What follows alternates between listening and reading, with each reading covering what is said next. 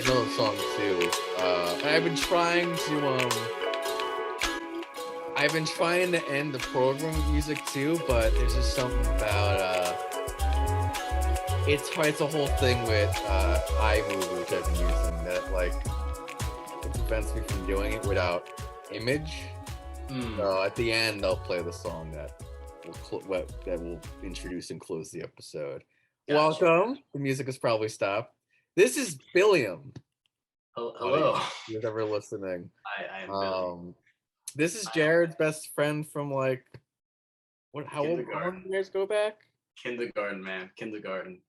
That's he funny. Was my first friend in kindergarten. And we've been bros ever since, and now I'm his replacement. So Jared's done. He's stupid. He fucked up last episode. He's out. Yeah, no, he just couldn't write what we wanted. So I out. We're gonna call him right now. We called him. Hopefully he picks up this time. We spoke to him like 10 minutes ago. Let's see if he picked, just to say hi, because I asked him for his approval and he did. And then we'll get into what we're actually writing. We're writing a comic book thing today, guys. Yes. Here he is, Jared. Say hi to the audience. Hello. All right, let's see. Hopefully it gets picked up. But Jared, does this have your approval? Say hi, Billy. Hello, Jared. Hi, Billy. How you doing, brother? How's it going? I'm good. I'm good. Does it have your approval, Jared? What? I guess. I mean, I don't know what I'm approving though. The thing. You're replacing you. You're fired. Okay. No. I mean, Jared, what are you doing tonight, Jared? Why are you not doing podcasts with us? What do you think? Yeah, I was doing some writing, but I was like at work for a little bit. And I had a bunch of stuff going on. Hopefully, if it would suck if the audience is getting none of this, but I am at least. I mean, I'm hearing it. So. Find out. Well, if he's here, if you're hearing it, then it should be fine. This feels very like Howard Sterny, like opening. It's like, all right, so we got a guest calling in. Jared, what's up, Jared? It's calling in, like show where it's like we got the. This is very early 2000s radio show. So guest number one, thanks for calling in. You called me, dude. Expose the whole operation. How is it going so far? We just started. We just wanted to get you on for like a minute to say hi. But it sounds like you're not doing anything anymore, Garrett. So yeah, why don't you? Are you at Una's? Oh my God! Breaking up. Are you at Una's or something? That's what I figured. Oh, dude, it's so bad. Are you at Una's or something? Yeah, I am. That's what I figured. That's awesome. Yeah, we don't want to bother you too much. We just wanted to say hi. Except I totally do. Which you totally do. Yeah, we're writing a comic book thing. And that's really it. So we just wanted Jared to say hi, and that's all. We wish you were here, but we understand. You have more important things to do. No problem. Yeah, thanks for okaying it, because he could have totally been a dick about it. Like, no. Well, like, we're doing it either way, so like it doesn't We are matter. doing it either way. Yeah, imagine actually, but the show is me and Jack. Like, it's me and you, Paul. Like, what? Like, you're doing it without me? That's not the show. It's just not the show. I'm not about that life. Not about the dick life, the prima donna life. Yeah, I mean, I cut mine off. That's pretty much how it went with mine. I was like, I can't be a dick if I don't have a dick. So you gotta just cut it off. Chop it off, yeah.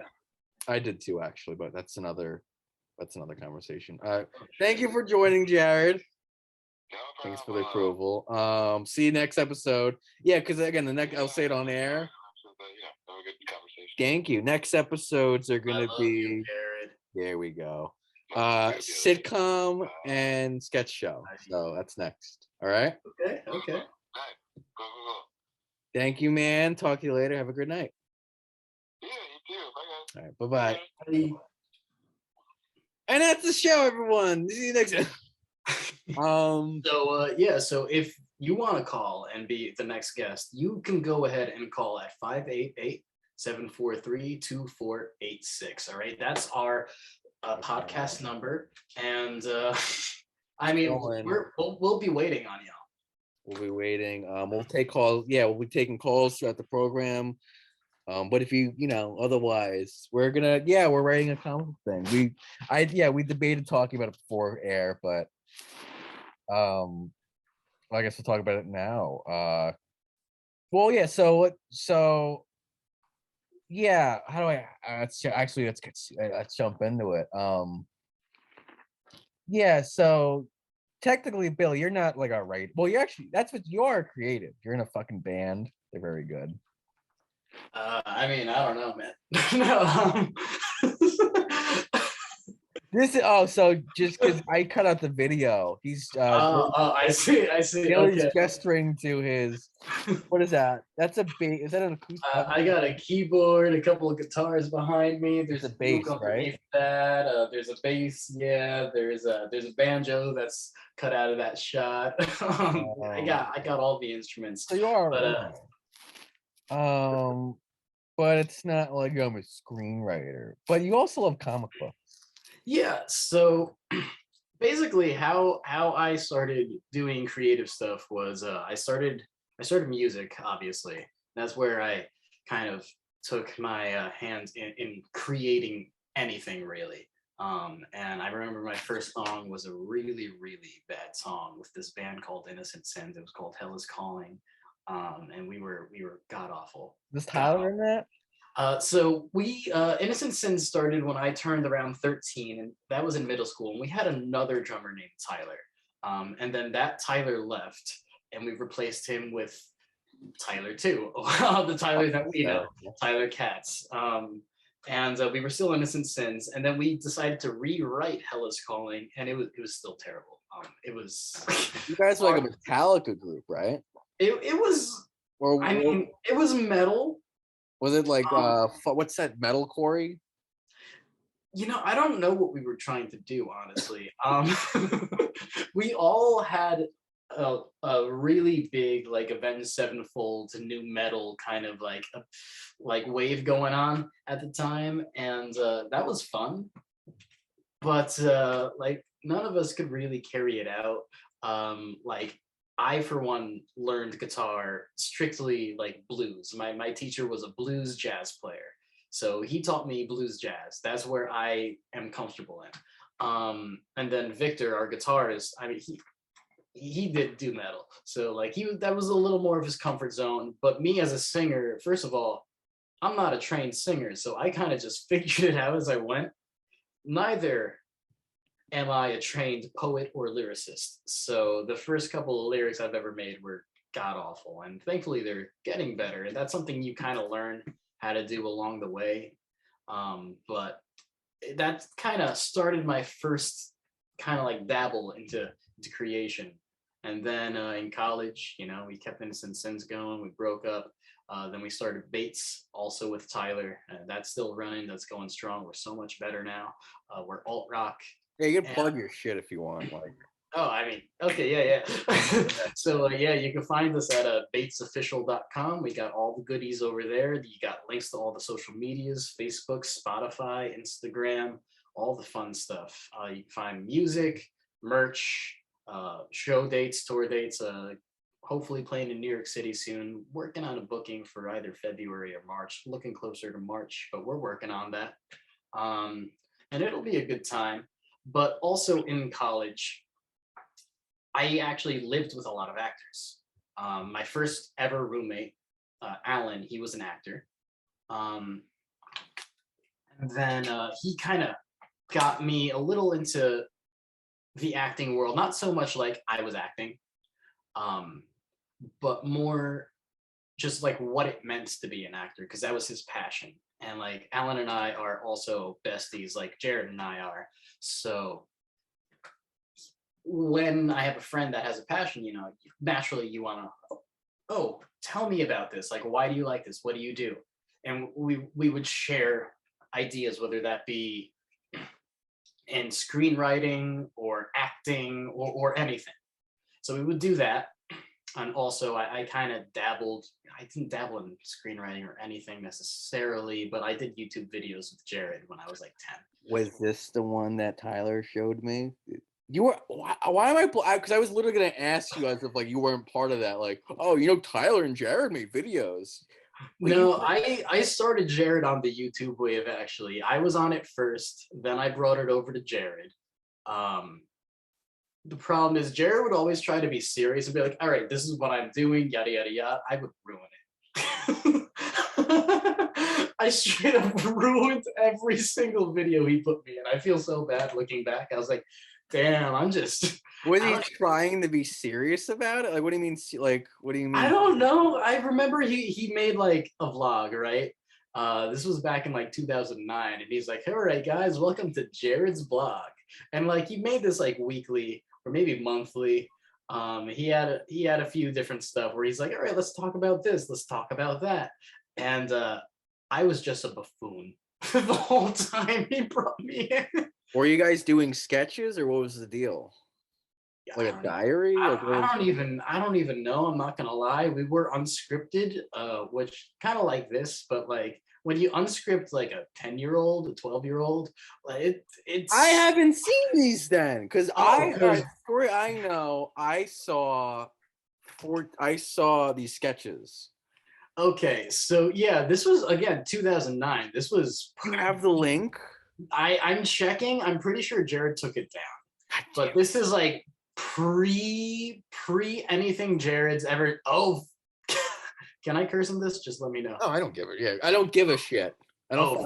Okay, yeah. Literally January 3rd, 2009. Here, I just found it on YouTube. He did not take it down. It is cringe. I don't even know. So first of all, Jared has a new YouTube. His old YouTube was French Sniper 77. So anything you want to see that happened like 13 years ago, like that was there. That's where you go find it. This is amazing. I wish I had. How old were you guys in this? God, this was 13 years ago. So yeah, we were literally 12.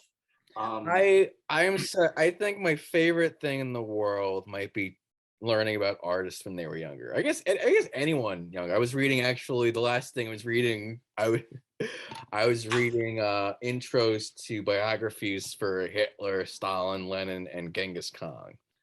Okay, interesting. And that's actually relevant to what's coming up, by the way. Sure. Okay. Yeah. Actually, start writing our comic book. But there's just something cool about seeing someone you know and love very much, which I do. Jared is I was gonna say, bro, you love Stalin. Dude, I'm such a Stalin stan. Genghis Khan gets me so hard. That's actually kind of incest because there's a factoid that I think 25% of the world's population is related to Genghis Khan.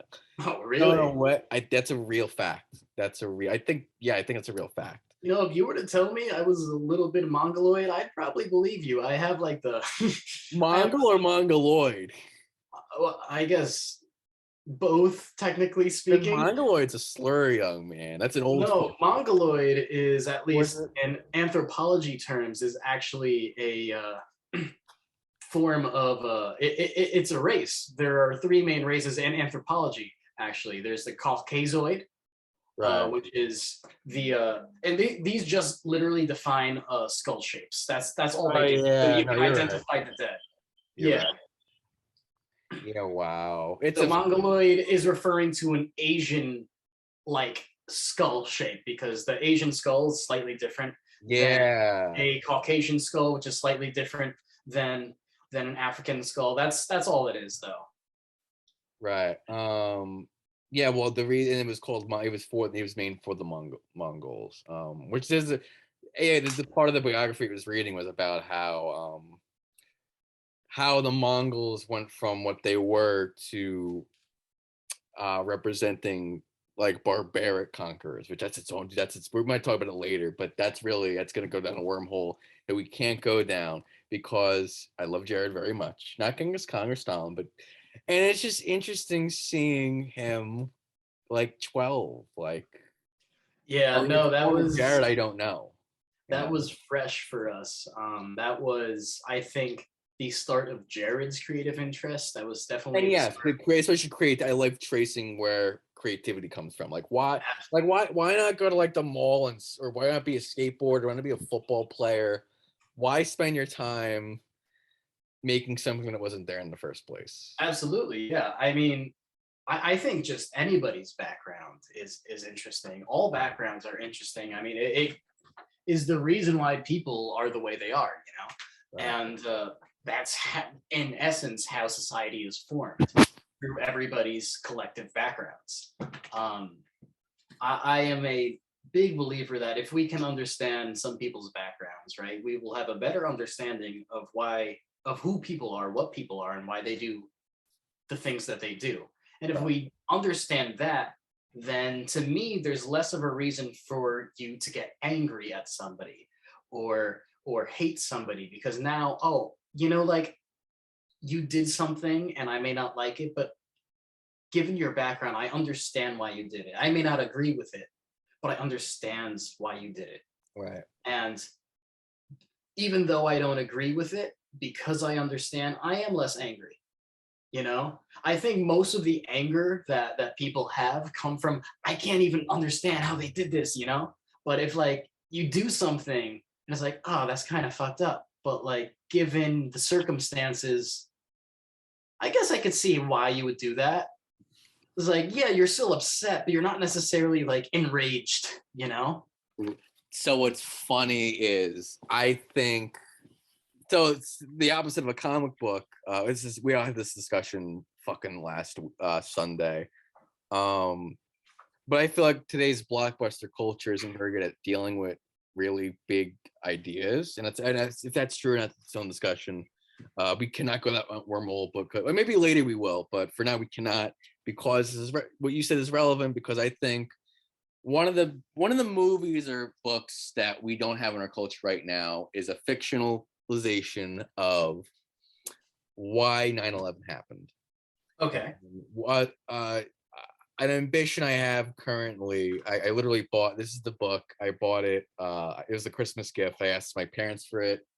Probably one of the best ideas I have rolling around my head right now is it's probably a book because the subject matter is it is pretty challenging, but following the head hijacker in the 90s and what turned him from he's a Muhammad Atta, he was the ringleader of 9/11, and how he went from he was an architect, he was an architecture major from Egypt, not radicalized at all, just kind of a normal dude, and how he goes from that to, let's fly planes in the buildings and basically start the 21st century. Right.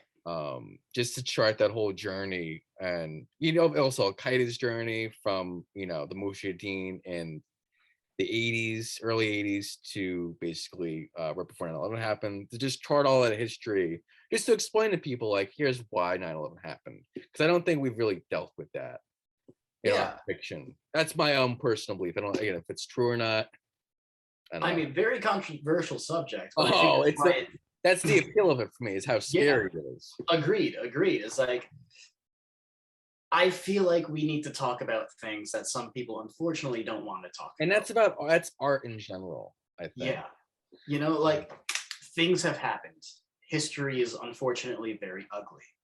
Right. And to me, you can either forget about it and let it repeat itself, or you can choose to acknowledge that it happened and try to learn from it. Let's not repeat the sins of our past. Right. Let's try to understand how we got here and do better. Right. And that's that's the goal. What that would be. We got here from Jared. That's wild. We're gonna watch this probably at the end. Speaking of blockbuster stuff, though, let's get into. Hopefully, this isn't that big of a switcheroo. No, I'm just like, this is fucking wild looking at these. Just even the images. Yeah. We're gonna be writing a comic book today. What's your history with comic books and like nerd culture, indeed? Because you said you were a bunch of creative Yes. stuff. So You're a again, comic nerd. I found this out last year. I had no idea, but I really did have no idea, by the way. yeah. So creatively, I come from music, but I love comic books.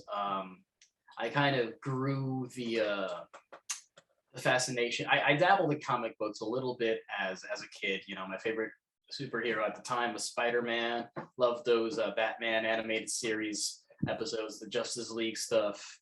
And I would read some DC comics. My grandma bought me a lot of Flash comic books as a child. So the Flash is probably one of my favorite superhero I remember, yeah, I remember telling me that. Wally West Flash specifically. I think he's the epitome of the Flash. I like Barry, but Wally to me has something that Barry don't, and Wally really hits the money there. It's also kind of like same for me with like Nightwing versus Batman. I'm a bigger Nightwing fan first personally. Like I don't know what it is. I think it's the legacy characters. They really speak to me. It shows growth in the whole universe that they create. Right. And I think growth is important. But Spider-Man was big for me. That was Jared's favorite, I know. Jared used to literally talk about Spider-Man every day in class in like elementary school. But yeah, so towards high school, I started reading comics a little more. DC comics were always it for me. However, unfortunately, DC movies are kind of trash, in my opinion. Marvel movies are fantastic, and they've been fantastic since, in my opinion at least, Tobey Maguire's Spider-Man. Which Kevin Feige was a part of, actually. He was part of both, yeah. It's so weird. I've been talking about this for fucking ages. Yeah, Kevin Feige has been involved with Marvel movies since X-Men and Spider-Man. Yeah, and those were great. And you know what? He was a disciple of Richard Donner, by the way. He really? got of Superman 78. So that's just, but yeah, keep going. Nice. What Okay. were you saying? I mean, fantastic Superman also. And another one is Brandon Routh's Superman, underrated in my opinion, but that's another conversation. But yeah, so even like Spider-Man 3, like shit on that movie as much as you want. I won't say it's a fantastic movie, I won't say it's a great movie, but it's entertaining. And to me, that's all I want when I'm watching a movie. I just want to be entertained. And the memes to this day still hold up. So it had to do something right. It clustered you with way too many characters, way too many villains, unfortunately. They tried to do that Gwen Stacy romance that kind of was like, why? But the memes. Well, it's just something very memorable and very like iconic about all three movies that Sam Raimi got. I wish we could pick apart what it was. We'll probably actually revisit it. We're trying to make this thing work. And yeah, just before we really jump in, because my model for what we're gonna be doing is the Marvel movies, the Infinity Saga, as it's called now. That's gonna be the model for what we're about to do. Because I'm of the belief that the thing that's all right, because if you look at the history of movies, Star Wars is the first time where this sort of film gets made, of like this giant escapist pop, flashy, like all the things that 12-year-olds love. That's the first time it gets put into a movie on the big like that big saga, right? That novel of a movie, if you will, right? But aimed intentionally at children, because it's not War and Peace, it's not Shakespeare. It's for the inner 5-year-old, 12-year-old, whatever. Star Wars did that for the first time. But there's some predecessors, like there was the director Michael, I hope I say his name, Michael Kurwitz. Mm-hmm. He made Adventures of Robin Hood. There's like predecessors to some degree. And really, I mean, we talked about this later last episode. the B movies of the 30s, like those adventure serials. I thought you meant like the B movie. What's a B movie? Oh, B movie. Which yeah, fucking oh god. You like jazz? Is that is a line from that? Yeah, Jerry Seinfeld is the B. Is the fucking B. They have that B human relationship. The B, which is so what is that? Bestiality. That's Bestiality, a movie about bestiality. Bestiality. Imagine if people that seriously, like, dude, I just love my cat. We're meant to be. Oh. So B movie is basically at the beginning of Hollywood, there were A movies and B movies. The B movie would play before the A movie and would usually have much more escapist subject matter. So you get the B movie be a horror movie about a dude with a we're gonna go this would not be a real movie because it's too silly, but who has a penis, a knife for a penis or a penis. Okay. Which is something really just like imaginative. Roger Corman would do these in the 50s and 60s. A lot of horror, a lot of sci-fi horror.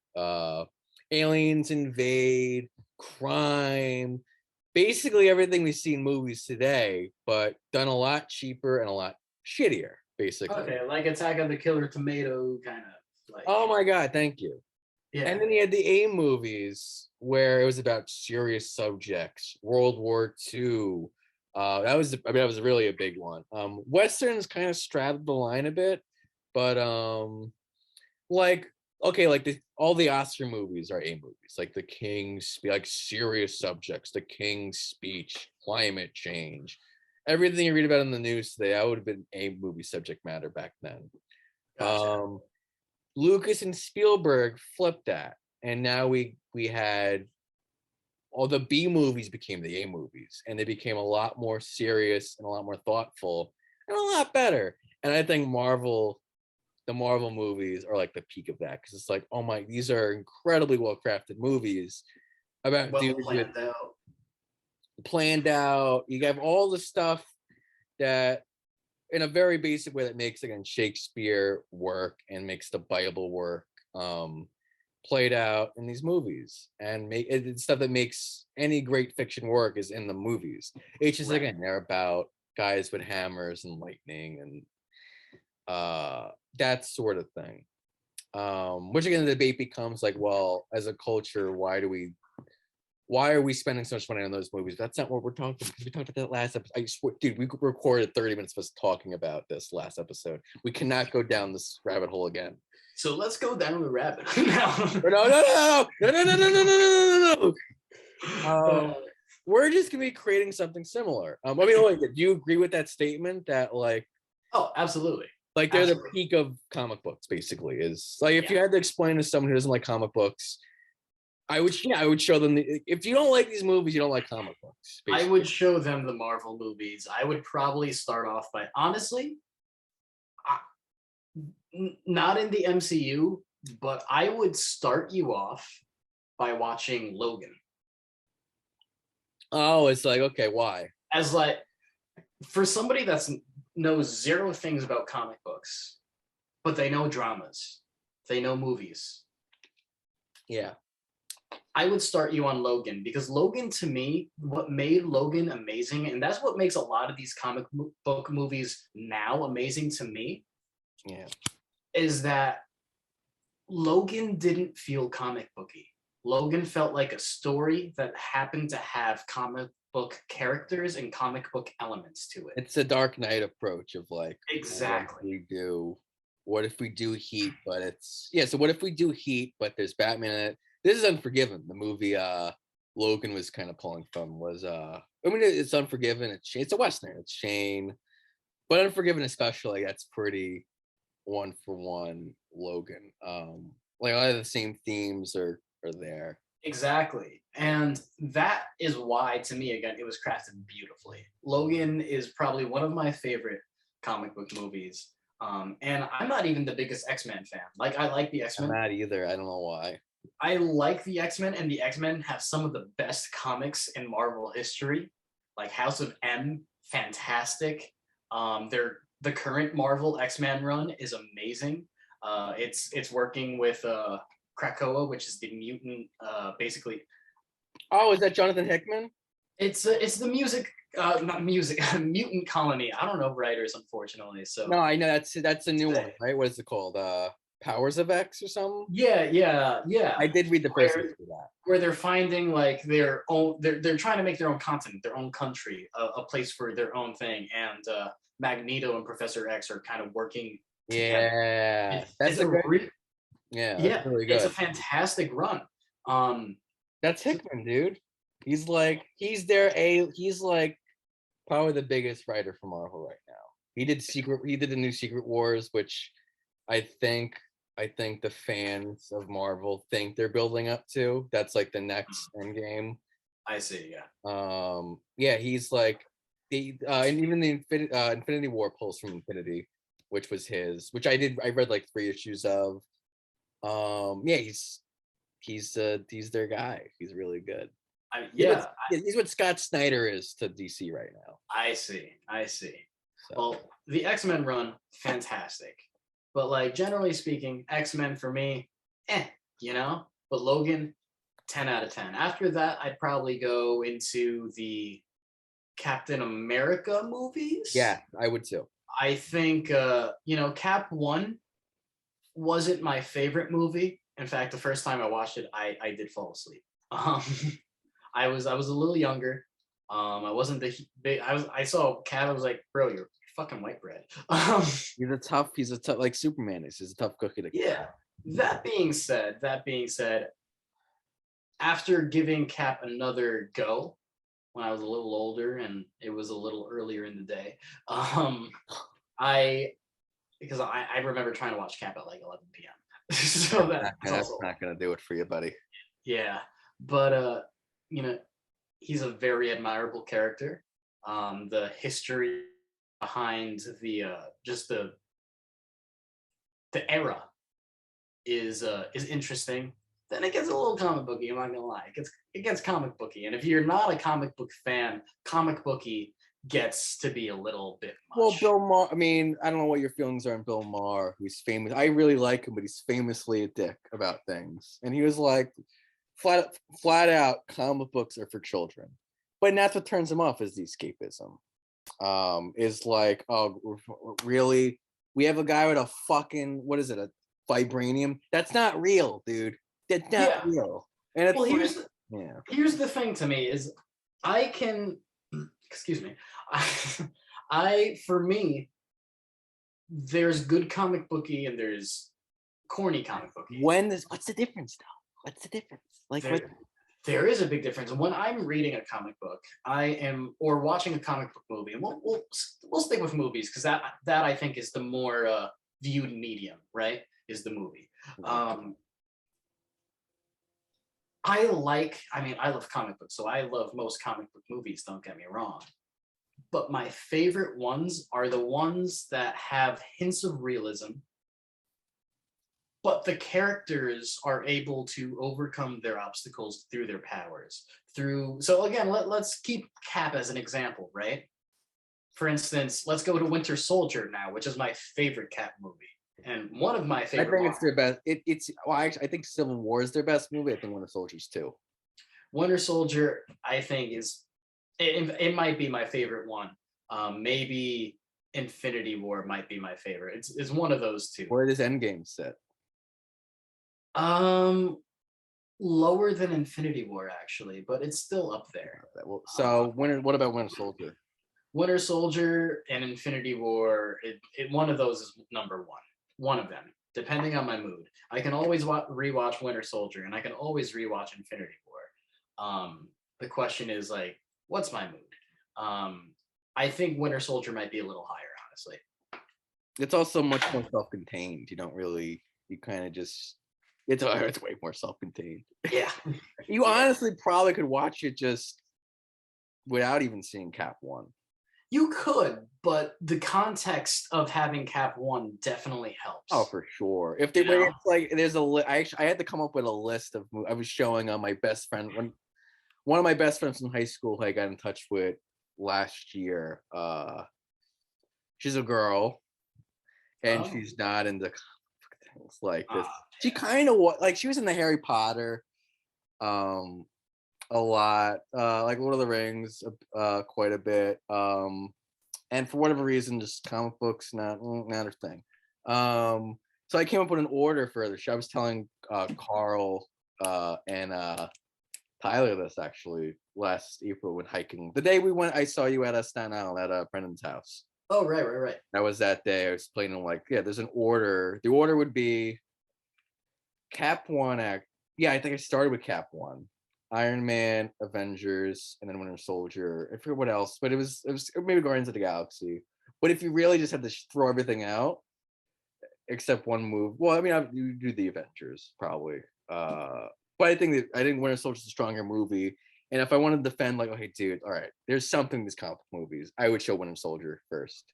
See, how I would approach it is like I'm dating a girl that I want to get into comic books. That's how I would approach it. That being said, I'm single, so if you want to call me, like, let me know. But Oh yeah. But no, like I have not been with somebody that actually enjoys comic book movies. Really?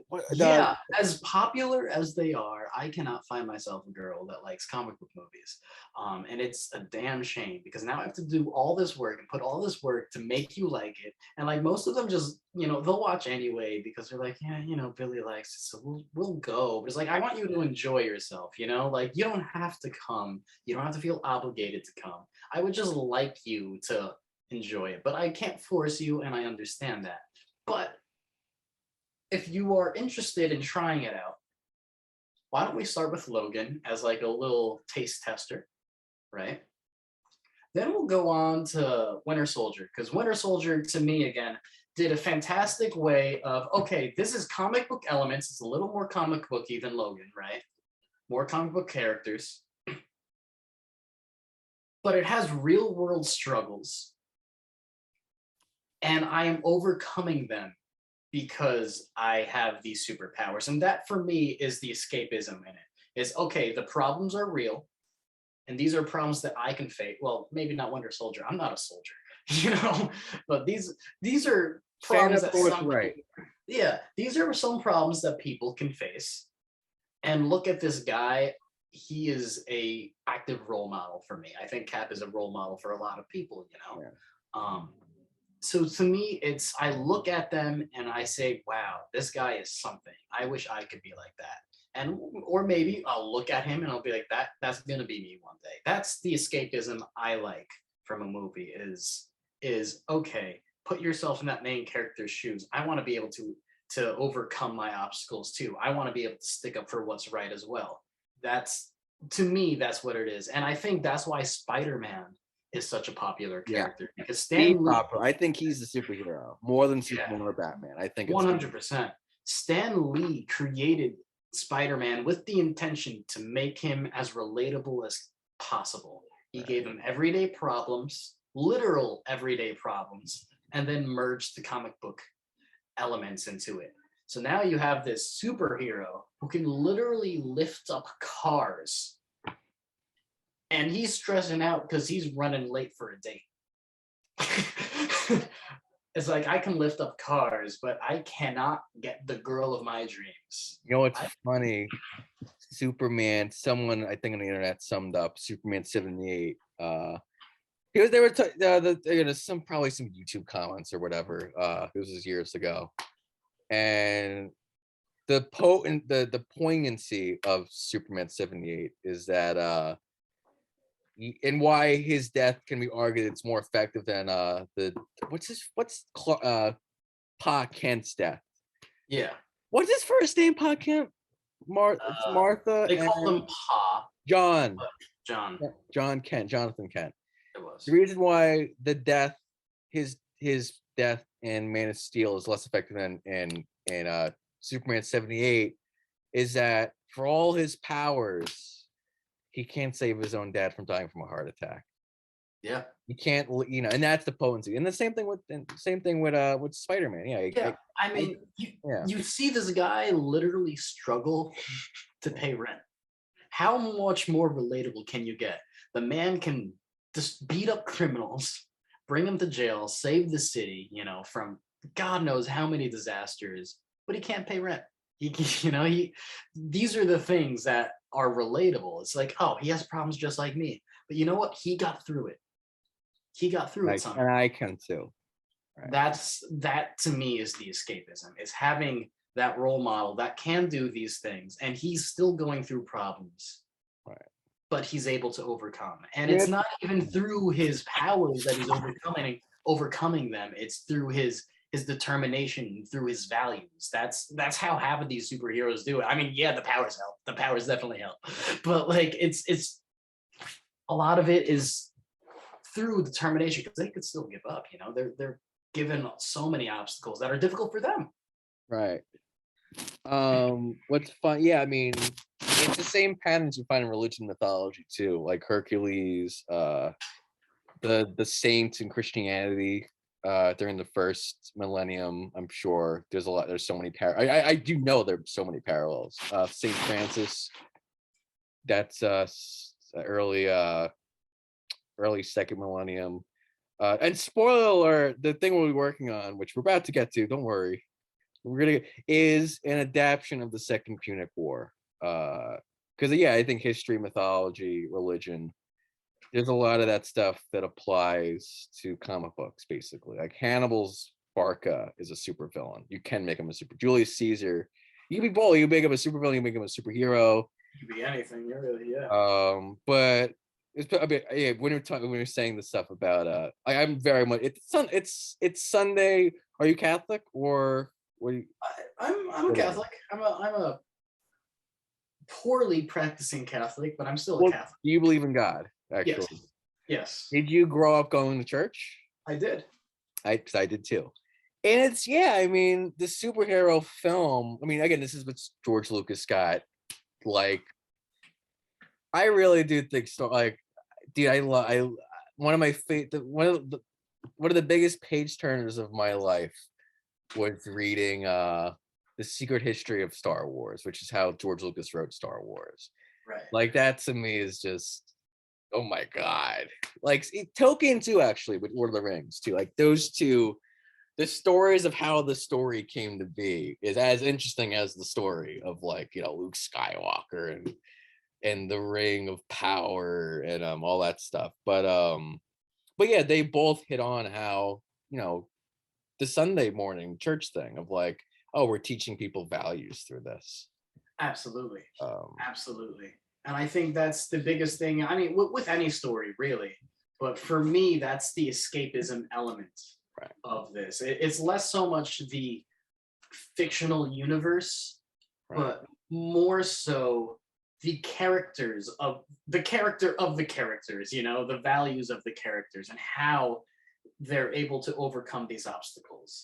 It just so happens that they're doing it in a fictional way that that works for 12-year-olds. But yeah, exciting as fuck to see if you're 12 and you see this dude. Okay, so actually, one of the moments that the screenwriters who are great writers, wonderful, McFeely and Marcus McFeely, who wrote all the Cat movies and the final 2 Avengers movies. And they said their favorite moment was when it all came together with Infinity War, rather, was when Thor with that, comes to save the day. Yeah. Like that's a one, like imagine being 12 and seeing that shit. Oh, yeah, that's so cool. Now, I mean, like, don't get me wrong, you could do the same thing with like a war movie. Well, I have a pitch for you. Yeah. War movie especially, actually, by the way, that did very much work. That's probably the closest to the comic movie we have, that and westerns in our culture. Yeah. Specifically, dude, Endgame. If you play the score for Endgame, like the final, that's credits music, from Alan Silvestri, it sounds like a World War II movie. Like it sounds like it's like it would play over like Call of Duty or Medal of Honor, like that level of the war movie. So yes, I'll get in the pitch after you said the war movie. Like it would work in a war movie, but what's the but? So yeah, like you could do the same thing with a war movie, but to me, what makes the comic book movie more digestible is the fiction element to it. It's the superpowers. It is the slight wackiness to it, because you can create the perfect moral character in a war movie. Let's say you have Cap, but without superpowers, right? But he's a war hero nonetheless. He's still a captain of something, or I guess he's not going to be a captain. He's going to be a colonel if he's army. But he's a colonel, and he's a war hero, and he still stands up for what's right. He, golden boy all around, but no superpowers. The thing with that is, it's gonna, to me, those movies in that case, it's so serious. It's hard to digest because it's that name. Well, okay, keep going. Yeah, it's hard to digest because of the just all of the circumstances around it. Like, here you are, you have this great character, and he's watching probably everybody die. He's watching it. That's hard. It's a work of realism. Exactly. And yes, you're getting across this message, sure, but you're also like sinking the audience's stomach because they just saw all this brutality of the battlefield, where the comic book movie, you could avoid that and just give that really shiny message of stick up for what's right. Right. Yeah, I mean, so I actually have two pictures. One, I wanted to do I think it's kind of like Clint Eastwood did two movies actually about Iwo Jima. And I was thinking, well, what if he did one on Okinawa? I actually grew up, it's funny, my comic book fandom began with Spider-Man, the Raimi movies, like that. And I think in spite of my what's going on? Someone's saying hi. Do we have a new guest? We have a new guest. My mother said good night. My mother, I actually did a podcast. You met, you remember Sheik? You met him with Tyler and everyone. I brought him to the Bait show in August. Yes. We also had a podcast reviewing movies, and there was like one or two times my mother said hi, and I had to go. It's like, because it really it makes it way more human. It's like, oh, I'm just a dude living at home with my mother, versus like we're at a studio, I don't know, the writers' room studios, and so that was our second guest caller. I definitely don't live with my mother. Remember, ladies, I'm single, and you live in a penthouse in New York City. It's Billionaires Row, actually. It's that really tall fucking building. It's with, like my uncle Phil gave it to me, and I live with my cousin Carlton. But there we go. So just keep that in mind, ladies. So a few times my mother would say hi. What the fuck was I saying? Okinawa. Yeah. I thought, I grew up as a fan of history and comic books. I got into so my day would basically be, I'd probably wake up at like 6 or 7. I'd probably watch Spider-Man. I guess I don't know when my younger self would decide, okay, time to watch Spider-Man again. I'd play the games. I think a lot. I do remember, like, I jump on the Spider-Man 1 and 2 games of the balloon kid, which you do a marvelous impression of. The balloon, my balloon. That's the exact tone. And then I would probably watch like the History Channel, Discovery Channel. I think Jared mentioned watching Discovery Channel, like the military channel. So they were working. I had books on the military technology, like weapons and shit. So they worked together. So I was already familiar with Iwo Jima and like World War II, especially World War II, because that's like the just war. We're still in the post-World War II era. If you're a history person, we're still in that, which the comic movie riffs on, by the way, are those values that were founded in World War II, kind of. Like when Loki says in Avengers, like, you were all meant to rule. I mean, he literally says it, Steve, he fucking, lands down and is like, last time I was in Germany, there was someone skinning over one, and we had disagreements too. Like, it's the same, it's the same shit. Yeah. I want to do an Okinawa movie where it's like, it was the last battle. It was the last battle of World War II. I guess it's a little less known than Iwo Jima. But yeah, it's the mechanics of it are the same thing as Endgame. It is an epic. Absolutely. It's just a lot greater. And yes, it's a people die. The other one was, I don't know your political persuasion. I am a fan of AOC, Alexandra Cortez.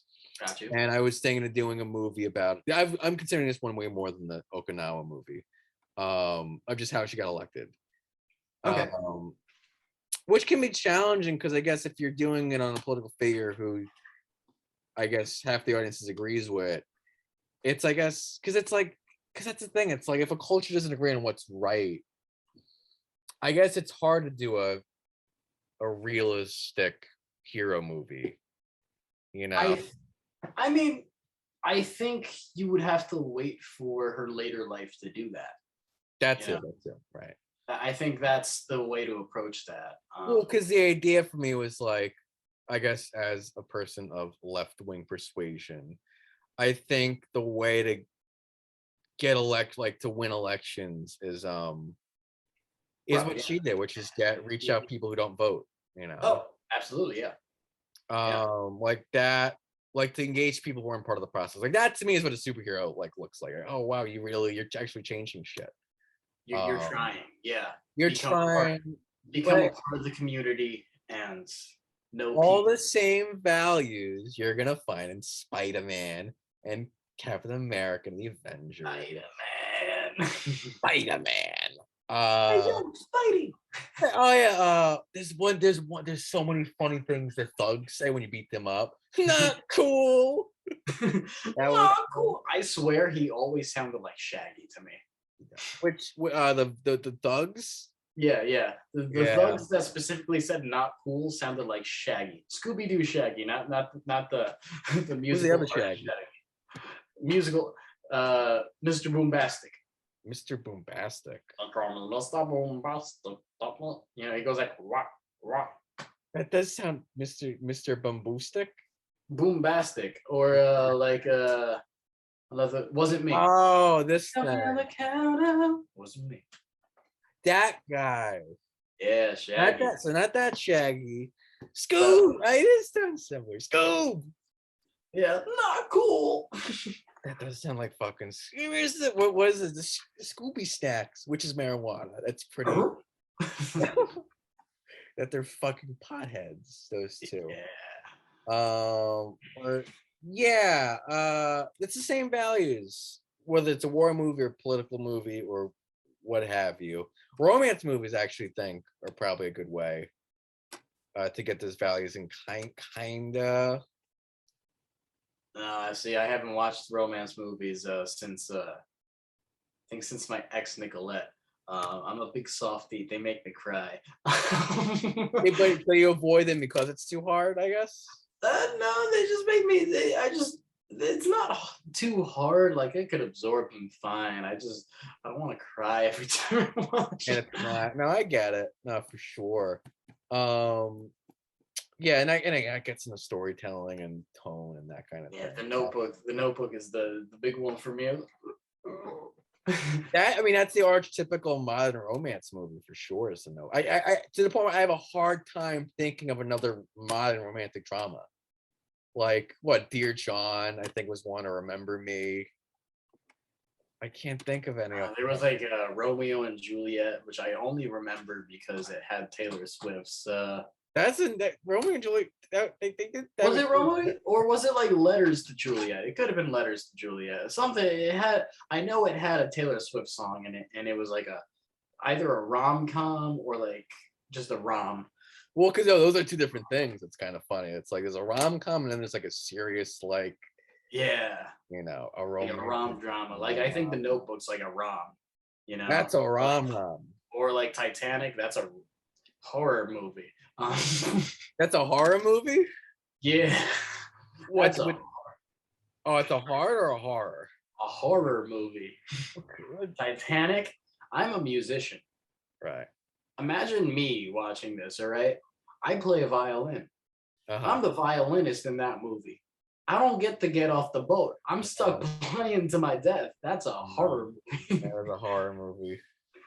Just fucking fiddling away as the boat gets slightly, we're really getting high up here, I guess. As a musician, I'd be like, all right, band, you guys can keep playing. I'm gonna go home. I'm gonna go to the bathroom. I gotta go to the bathroom, guys. Yeah, it's like I'd rather just try to swim onto one of these boats, right? Like you guys don't let me on, I'll just jump on. And if you push me off, you're a bad person. So let me on, boat. Peace. Yeah, and that's actually another Hollywood favorite. Yeah, rom-coms, musicals, which usually are romances or romantic comedies anyway. World War II movies and westerns. That's like your big four classic Hollywood, like pre-Star Wars Right. blockbusters. Some epic films, and that's so the Endgame level movie, Infinity War. That was like Ten Commandments. Um, Ben-Hur. There's a few others, but those are the big two off the top of my head. Where it's again still the same thrills as comic book movies, but I guess different. I guess more. I don't know what the difference is. It's because it's not even geared more towards adults. Like I see someone enjoying who's 12 enjoying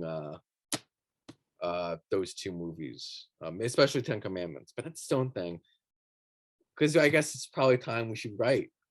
We should write. We should write. I could talk about nonsense all day. So No, but we're let's go building a into good writing foundation nonsense. for what we're getting towards. No, yeah. I mean, Yeah. thinking about the right way to approach it, the right morals.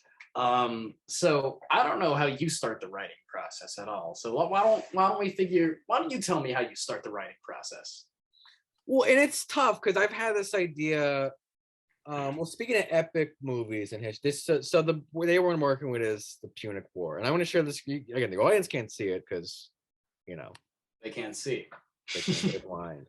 It's the second Punic War. Again, actually, Jared was familiar with it because I brought it up last week. The second Punic. I want to turn on the air. It's a little cold. I had a little heating unit next to my bed, so. I feel you. I feel you. See, I'm under the I almost said broiler, but the boiler. So it's a little hot in here. Well, hi. Want to take off that shirt of yours, huh? Honestly, I might. You might have to show the video for some of this, just so they could get a little I'll put it in the comments. X-rated stuff. Put in the comments. Oh yeah. I've known about. I grew up with history. I was in the Rome, I think, as a kid, and then actually, well, Ryan Johnson of Last Jedi mentioned for the writing process of his movie, he was looking at Roman history, a Roman history podcast. And I started getting into that, and I was just totally enveloped. And I was like, this feels like a comic book. Reading about this stuff feels like Tolkien. Okay. One of the best episodes, which again I've thought about for years of adapting, is the Second Punic War, which basically, actually, Billy, want to do some reading, bro? Yeah, sure. Let's go. Like loud reading. Yeah, that's fine. I could read loudly. I speak words. Actually, yeah, this is first paragraph because this is what we're adapting. So read first paragraph. Just the first paragraph, and then we'll go. All right, cool. So the Second Punic War, which lasted from 218 to 201 BC, was the second of three wars fought between Carthage and Rome, the two main powers of the Western Mediterranean in the 3rd century BC. For 17 years, the two states struggled for supremacy, primarily in Italy and Iberia, but also in the islands of Sicily and Sardinia, and towards the end of the war in North Africa. After immense material and human losses on both sides, the Carthaginians. That's what happens when your second language is English. Were defeated. Macedonia, Syracuse, not to be confused with Syracuse, New York, and the or the basketball team, which I think. Oh yeah, not the Tar Heels. Not the Tar Heels. No, it's North Carolina. It's just the Syracuse Orange. You're right. See, I don't know sports at all. Several Numidian kingdoms. Yes, several Numidian kingdoms were drawn into the fighting, and Iberian and Gallic forces fought on both sides. There were three main military threats during the war. Theaters. Oh, theaters. During the war, Italy, where the Carthaginian general Hannibal repeatedly defeated the Roman legions, with occasional subsidiary campaigns in Sicily, Sardinia, and Greece. Iberia, where Hasdrubal, is that Passable. Hasdrubal? Yeah, All right, Hasdrubal. Hasdrubal, a younger brother of Hannibal, defended the Carthaginian colonial cities with mixed success until moving into Italy and Africa, where the war was decided. And for those of you who can't see the screen, if you are interested, despite the butchering of most of my words, it started in spring, and it resulted in Roman victory. Yeah, it's basically so again, it basically has all the makings of an HBO television show. First of all, like it's basically Game of Thrones, which is how it's thought about it for a while. I'm seeing it as like a Spartacus kind of thing too, but yeah. Well, the show Spartacus. Yeah, the show Spartacus. Yeah, what is that? I think Stephen Knight did that. I forget who did that. I don't know. I know that was in that wasn't HBO though. That was that was an HBO. I was like, I think that was Cinemax. No, it wasn't Cinemax. It was like one of those. It was one of those. Showtime. Showtime. It was Showtime. Showtime. Yeah, basically. Yeah, so it's like, okay, let's Game of Thrones, Spartacus. It has all the makings of something really big and epic. And it remained, and yeah, I'd say, yeah, if you had to go pitch HBO something, so where's our next Game of Thrones? I would say this would be a good contender. I actually think Russian Revolution. That's the two I would pitch, would be Russian Revolution and this one, Second Punic War, as like, okay, here's your next Game of Thrones. But then I realized, like last year, like because it's like, with comic book, like the thing with comic books, I've only ever had one of them come to me naturally. For the most part, once I got out of college, I was like, okay, what kind of comic books do I write now? Like, what original ideas do I write? There was like none. I was like, because I had to kind of find material constantly. I took it all from history mostly. Right. And I was like, oh, what if we take, after a year and a half of doing that, it's like, well, what if we take the Second Punic War idea and just turn that into a comic book? I see. Okay, so that's a very interesting way of writing. But yeah, it's adaptation basically. That's exactly how Adaptation. Yeah, loosely, because the trick here is we're doing it. Rome is contemporary Earth. Okay. Our Earth, and Carthage, I guess, would be an alien race. So we're going extraterrestrial. Yeah, it's extraterrestrial basically. Gotcha. Okay, yeah. So sci-fi, a little bit of sci-fi mixed in there. We could add in some Victorian style writing, and add the outside invader kind of scary ooh kind of thing. Add in some Dracula elements. I'm a big fan into Victorian horror, so that's why I'm bringing that up. But regardless, that differs from my writing style, actually. What's your writing style? So I have the brain and the imagination of a 3-year-old, which is you need that. If you don't have that, like I kind of have it, but I kind of don't. I have a very strong inner child, and anytime I'm stressed out, if I don't have time to music, because like 90% of my day, unfortunately, is driving to work, driving to run errands for people. I got a lot of responsibilities. I got a lot of people that need things from me, and therefore I can't always be by an instrument, which is my method of de-stressing and unwinding. And as a pre-med student, I'm almost always stressed out. And as a working musician during COVID, I am still almost always stressed out. And as an EMS worker, again, still stressed out. So how do I unwind if I'm driving so much and I have no instrument? Well, my imagination kicks in, and I spend probably like 50% of my day imagination time, like the big SpongeBob box, that bubble there. Imagination. That's me. So what I do is, and when I'm writing, I'm just going to refer to D&D because that's my only experience writing. I am a DM. Dude, Okay, so really quick, Mark Narden he's on a podcast with Kevin Smith. He's like, which is sad because I think I finally read like 2 pages of his writing. He wrote a comic book, actually basically based on the pitch was, what if the next Hannibal Barca and Alexander the Great was a black girl in like LA, and just so he gets this stuff too, I guess. And he said his biggest advice for people who want to get, like, I think, who want to know what a writing room is like in like Hollywood, like the TV writing room, is play D&D.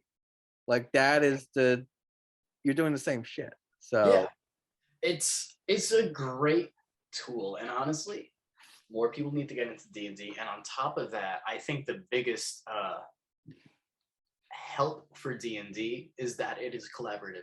If at least, the way I'm playing D&D is I'll come up with some form of story, very loose story.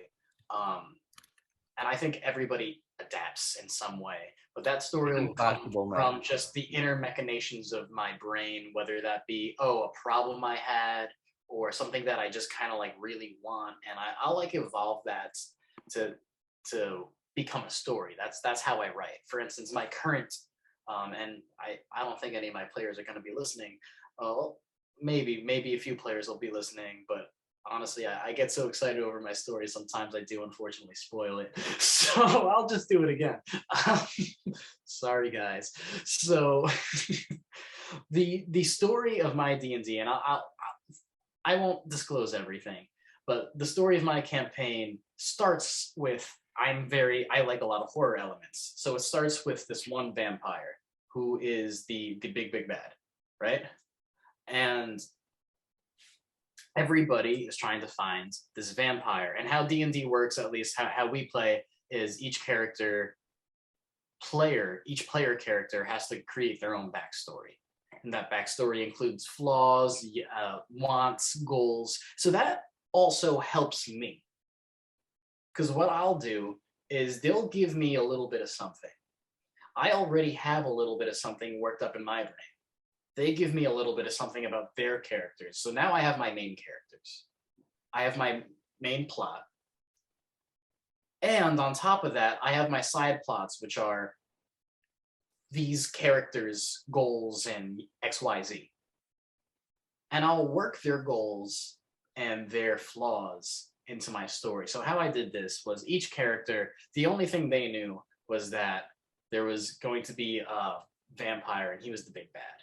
And they all needed to find a way to get to the vampire. So I have multiple player characters. I had a monk, I had a sorcerer, just a paladin, and what was he? He was like I don't honestly remember what kind of. I think he was a fighter. Let's call him a fighter for all intents and purposes. But honestly, I don't remember what he was. It's been a while since I played that, and that character hasn't played in a while. But they all got to this vampire. And the plot twist was, and I love me a good plot twist, the vampire killed them. All of them. That was intentional, though. It wasn't like, oh, fuck, I made this guy way too big. Like, first session in, they find the guy kills him. The guy kills them all. They think it's game over. It's not game over. That was the plan. They wake up 20 years later. The vampire turned them. And my character, because the DM has his own plot device as a character, which I call my character basically my character's the Obi-Wan, if you will. He's the guiding character.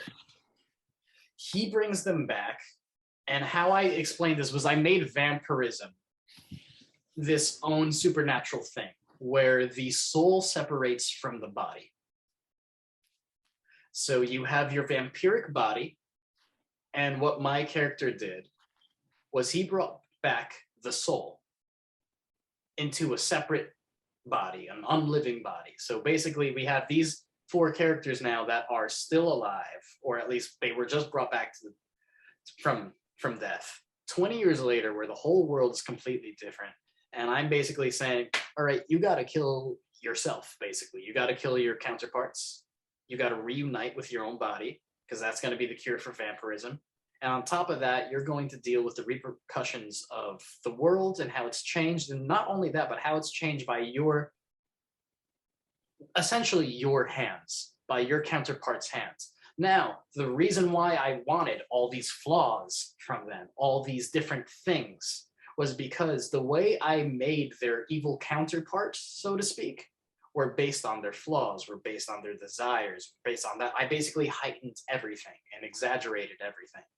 So this made each part of the story important to each character, because I worked with their relationships, I worked with their flaws, I worked with their goals. And on top of that, when you do something like that, I have to now decide, all right, how can I create this world where not only you care about your story and everything, but I just created a story that's very personal. I have to keep it personal. I want to make this feel real. How can I do that?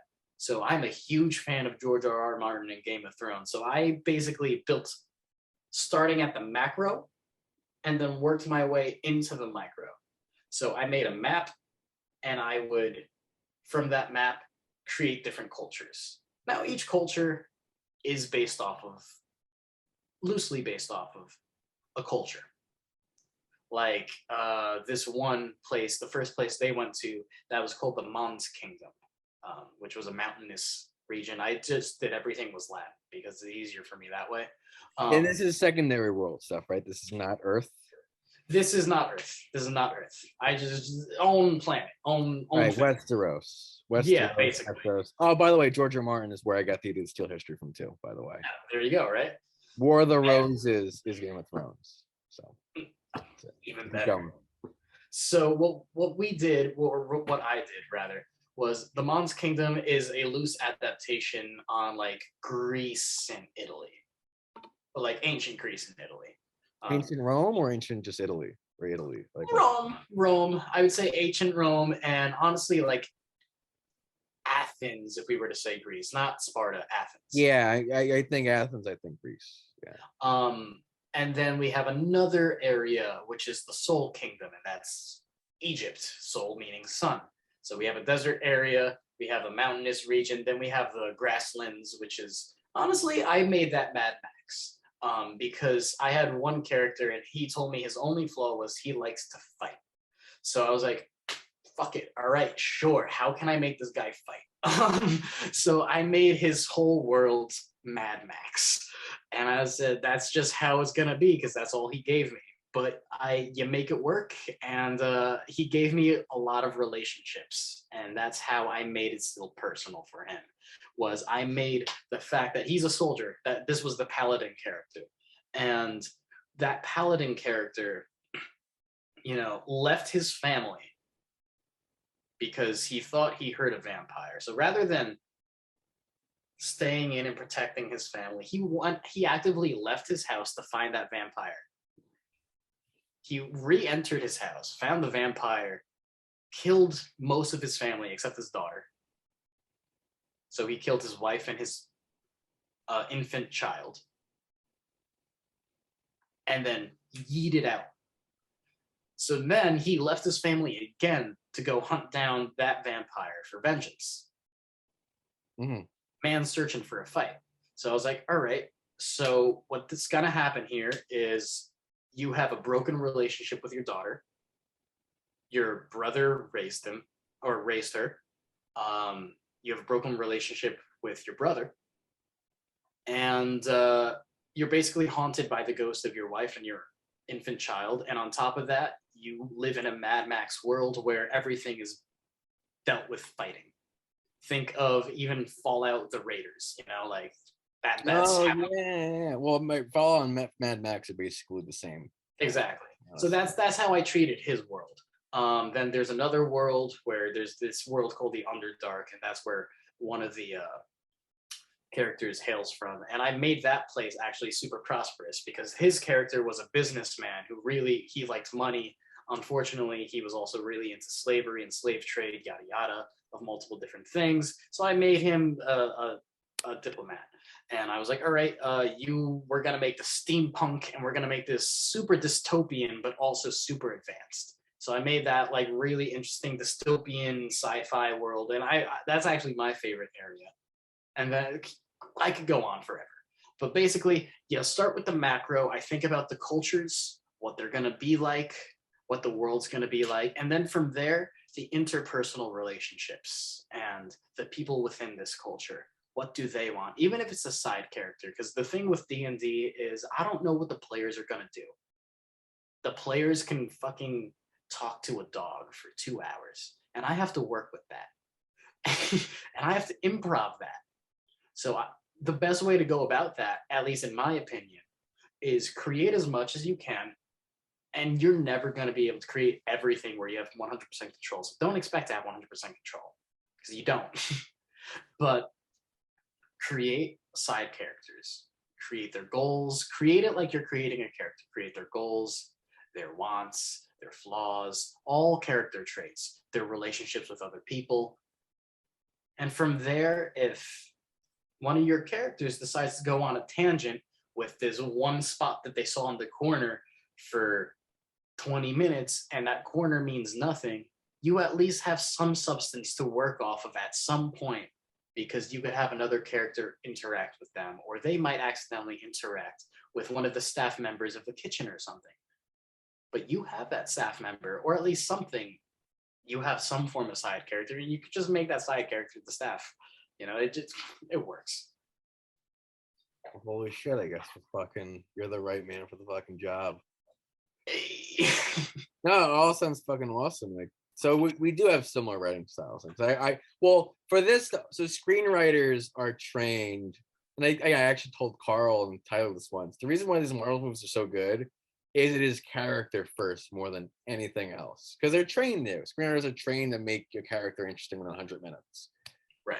So same with television. Novels, like sci-fi fantasy novels, there is, for my own, I got into that stuff. I tried to anyway, from soon after college, and it is very more, the world's more interesting than the characters for sure, or the idea is more interesting than the characters. And screenwriters are, because it's drama, screenwriters, it's more, the background for movies is theater and television is theater, so you're trained to like, okay, the character, the human beings that are going to be in the story to be the most interesting thing, not the what the world they live in is. Right.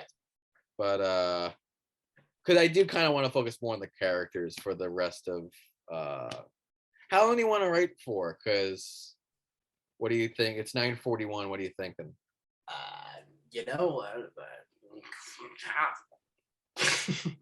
I wanted to stop at, because I got really late to the writing process, like 10:30.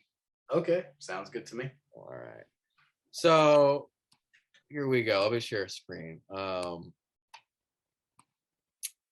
So far, I did build a little list a few weeks ago for like 25 minutes because I was in the mood, I guess. All right, let's see it. Second Punic War. Rome is Earth. Carthage is space. You like Halo? I am terrible at first-person shooters, so unfortunately, I'm not into Halo. Damn it, because that's my comparisons, or I would say the official screenplay term is comps. Actually, Okay. is Halo and the Avengers, basically. Gotcha. Okay. So basically, I guess Loki, Thanos, Chitauri, blah blah blah. Fucking Gotcha. Galactus. You know the deal. Right. I mean, literally, I think one of the X-Men plot lines is what was it? The fucking the big one, Dark Phoenix. Yeah. Dark Phoenix, same shit. Now the question is, how closely do you want to adapt from the Avengers? Because you could go. I was literally doing the dual character thing, Cap and Tony. Okay, yeah. I literally, I mean, we could change that. I'm not attached to that, but it's, I mean, because Tony would be a scientist who studies, not science, but He studies science, bro. studies science. Who's, You- I think who studies, I guess aliens. I guess would that really be it? I mean, I mean, it depends what you want to give him. If this is a space realm, right? So Space realm. as a space realm, I'm sure. realm, space realm, yes. Yeah, as a space realm, I'm sure rocket ships, that all is very important. So you could make it so he is a rocket scientist. If it's a war heavy thing, you could just give him robotics like he is now. I would say Tony Stark is the robotics guy. Yeah. I'm looking at my old, yeah, keep going, I guess. To me, a person who studies aliens, that's closer to a cultural thing, unless we're talking about biologically studying aliens. Same with biologically. Biologically studying Yeah, aliens. bio guy. Yeah, there we go. Bioscience guy, I guess. A bioscience guy. So let's say he like steals powers from other aliens, maybe that could be kind of cool. Like he studies the other aliens, kind of like a Ben 10 thing. Oh, how do they do this? Oh, now I can do this because I learned how you do that. Maybe he genetically engineers himself. The biggest thing with the world building I did was basically, all right, so there's Earth, there's humankind, and we're gonna steal from both Graham Hancock, who is a pseudoscience guy, but also from Marvel Comics, like even like fucking the Eternals, Celestials, and then there's Carthage. This is Halo 2. Our ancient ancestor or ancient cousin, basically. So Okay, yeah. Earth, we're making shit up now, but like it because I for a while my world building was always secondary world. It's like, okay, this isn't Earth, or it's like it's way in the future. But most comic book movies, they're based on Earth. It's there's the FBI. I call it the Michael Jordan rule, actually. Like, does Michael Jordan exist in this world? He totally does. Yeah, you could run into Michael Jordan. You could have He's the cameo. He's the Stan Lee. Right. In a way, you can't do that in Lord of the Rings. If you see Michael Jordan, like actual Michael Jordan show up, now, oh shit, this is Earth. So like Michael Jordan rule. Gotcha. Let's see. So in this one, ancient and for some reason, our ancient cousins are back. They pissed. Don't know why. In this world, there is, I guess, the conspiracy theory version, Illuminati. Keeps. I got it. The memes? You know the ancient aliens memes? Yeah, it's the ancient fucking aliens, dude. Yeah. It's so useful. I mean, Marvel is basically ancient. It's so useful for fiction. Let's do ancient aliens. They made the pyramids. That's it. I don't know if I want to make them make the pyramids. I think I want to go. No. I want to go back even further. Is the idea? Okay. Yeah. Well, actually, they do. They so far as say that like ancient aliens created some of humankind. Right. That's the latest theory. Yeah, they'll be like, yeah, they're the reason why we evolved into what we are. Think about it. We're so different. Right. So there's in this world, there's I mean, Assassin's Creed does this. It's a very common trope, and we're gonna do it. Keeps our secret and heritage a secret. And the thing is, so it's important for me. Our main character starts off totally normal. Like he's like you. He could be your friend, basically. He's just like, yeah, I'm a dude. Okay, have you seen like The Boys, for instance? No, but I can look it up right now. I'm familiar with the mythology of it. So The Boys, fantastic Amazon show, and also fantastic comic book. Garth Ennis, I think it's how you say it. But the boys, Yeah. what you there's that one guy, Jack Quaid, right? He plays Huey, and Huey is literally just the guy. Right. Like that is his role. He is the regular guy that gets wrapped up into everything. He's a civilian. Have you say his name Jack? Oh, Quaid. Oh, Jack. Jack Quaid, yeah, that's Yui. Oh, Yui. Okay, there we go. yeah.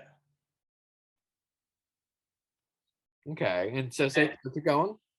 Yeah, and he's literally just the guy who gets wrapped up into all of this. And his biggest thing, honestly, is oh shit, like what the fuck did I get myself into?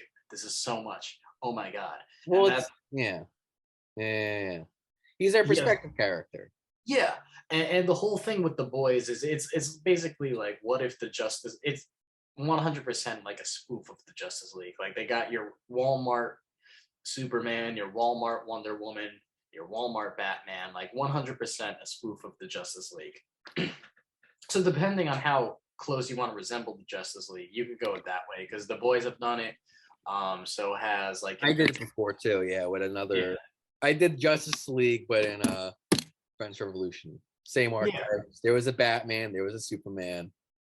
And there's something interesting about just how well like the whole Justice League kind of like trope kind of works out. That like or just the fitting of the team. But basically, it's like what if they were just corrupt corporate people? You know, like what if they were just owned by corporations? Yep. And they had their own flaws. They're not perfect people. It's a really interesting thing. I think you'd like it a lot. Oh, I would absolutely. Yeah, I do think. What was his job before? What did he do for a living, Huey? Like Huey was literally he worked at an electronics store, bro. Like so I think our normal guy would probably be either company dude or government dude. I'm for the company dude, actually. That makes him a little more normal. Government dude, that's a lot of work. You know, he's that. I both imply that he's smart. Oh, he's super fucking smart. This is a really smart dude. Gotcha. Well, and if we're doing Captain America, okay, so that's why Captain America's a government guy. Gotcha. Totally normal. Probably captain in the Army or Marines. You captain, if we're sticking with realism, captain is a Marine rank. Shit, really? Yeah. That's why I said corporal. Colonel is the captain equivalent of an army. How the fuck do you know that? I was reading Marvel Zombies actually. Right. And they called him Colonel America in Marvel Zombies, not Captain America. I was like, why is that? And I just Googled the ranks, and apparently there is no captain in the U.S. military, at least infantry. Captain is a Marine rank, a Navy rank. And Colonel is the Army equivalent, the the infantry equivalent. Right. Colonel. Let me look that up because this is telling me there is a captain. Well, now I'm reading that too, but that says Navy, Coast Guard. Oh, Navy. There's no captain. Yeah. No. Look, it is. Does the Marine Corps have? Like I just Googled difference between captain and colonel. Yeah. Okay. Difference between captain. That's interesting. And colonel. Oh, okay. What's the colonel versus captain? What the hell? Where is it? Oh God. Unless it was just an upgrade, but I'm pretty sure. No, I kind of believe that though. Well, I can look at that later. But the point is. Yeah, Colonel. Well, I think Colonel is more higher ranking now. I think either or, it doesn't matter. Because the matter is just I'm imagining it's just a normal dude. He has some power, I guess, in the military. But he's not like these are not people that would have access to secret shit. I guess. He's not that boy. Yeah. He's not that guy. Totally more Captain of the Army and Marines. Are you sure? I like that dual character thing. I like the fact it's an army, it's a military guy and a scientist. I vibe with that. I think, the scientist, if you're saying there's an Illuminati there and the scientist knows about the aliens, he studies aliens, He does know. That's it. He would not know. He would have no idea. Oh, he doesn't know he studies He would have aliens. that's important. He would have no idea about any of this until the end of Act 1. How would he not know if he's studying the aliens, though? I misspoke before. I see. Okay. I So he has no idea. But he would be like, he would get the science. Yeah. What the fuck? Let me see some. Just who is this? I like the idea of like one guy not knowing shit. Do you want one guy to know shit, or? I feel like the alien guy would know at least a little something if he's studying it. I feel like it would be kind of cool. That's how you could tie in one of these guys to the to this world. Like that's how you could tie in the clueless guy to the rest of the world. It's like, oh yeah, this other guy, he's totally in the world. He's totally already like he understands all the shit. Oh, I got an idea. This actually, I think this is kind of fun. Biotech guy, his friend from college knows all about this shit. Okay, yeah. How old? Well, here's it. So Tony, how old do you think these guys are? If we're making them this, like this is their life. They have high ranks already. They're pretty. They're 35. Yeah, I was gonna say they're well versed. They're well into their life already. They're in their 30s, maybe 40s. 35. His best friend from college, still in touch. So the mythology, I mean, I guess based on the real Second Punic War. Earth is cool. Everything going cool. Going cool. Aliens are here. Fuck. Aliens are here. Fuck. Aliens invade. That's its own question. Like, well, what does that look like? Let's start with them. They invade a small area first. Okay.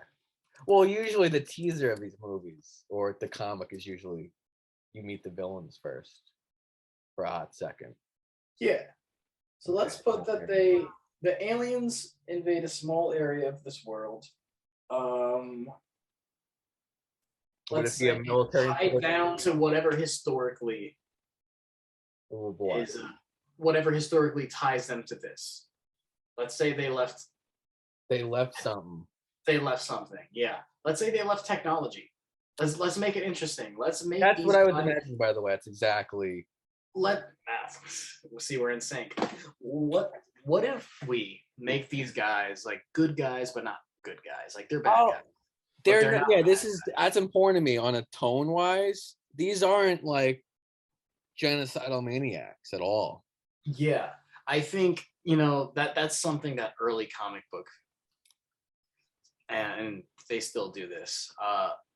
Like think of Tobey Maguire's Spider-Man. I love it to death, but like the Green Goblin was just a bad guy. Like he's just a bad guy. I like bad guys with layers. Historically speaking, nobody that's the bad guy thinks that they're the bad guy. Otherwise, why would they be doing the things they're doing?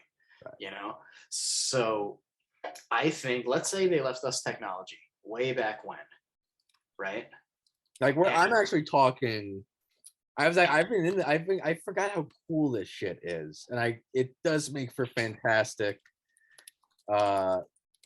science fiction or comic book or whatever. History of Earth. Earth goes back. Earth was made literally.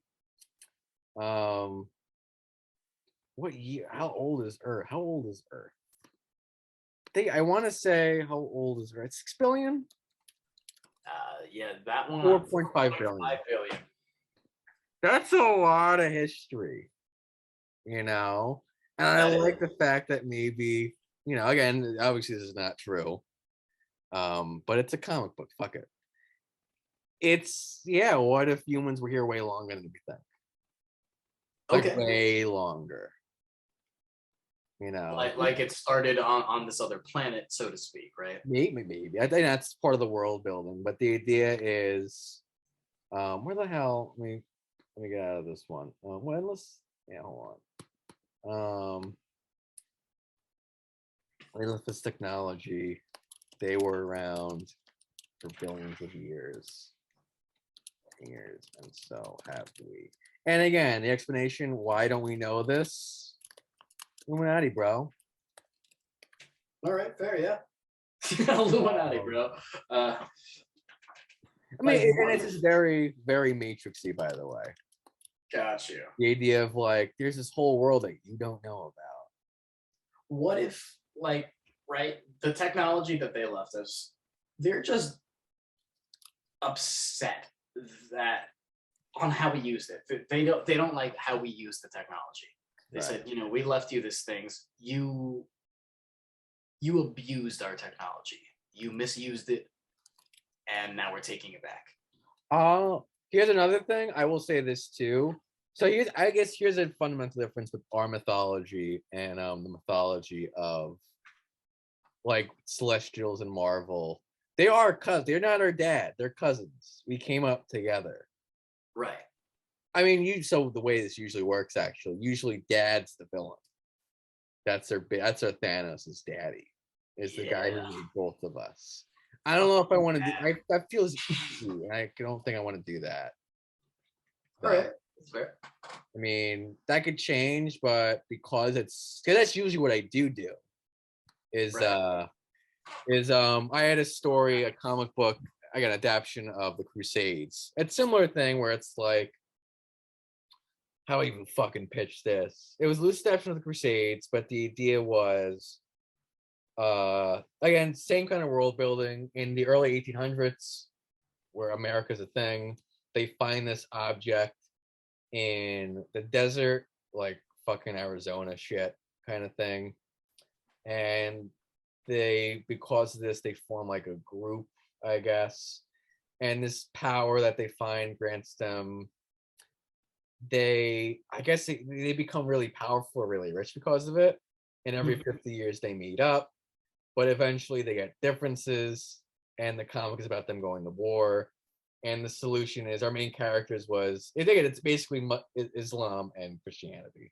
It's like, well, what causes, like, that's kind of a cool thing. Christianity and Islam, they come from the same religion. Yeah.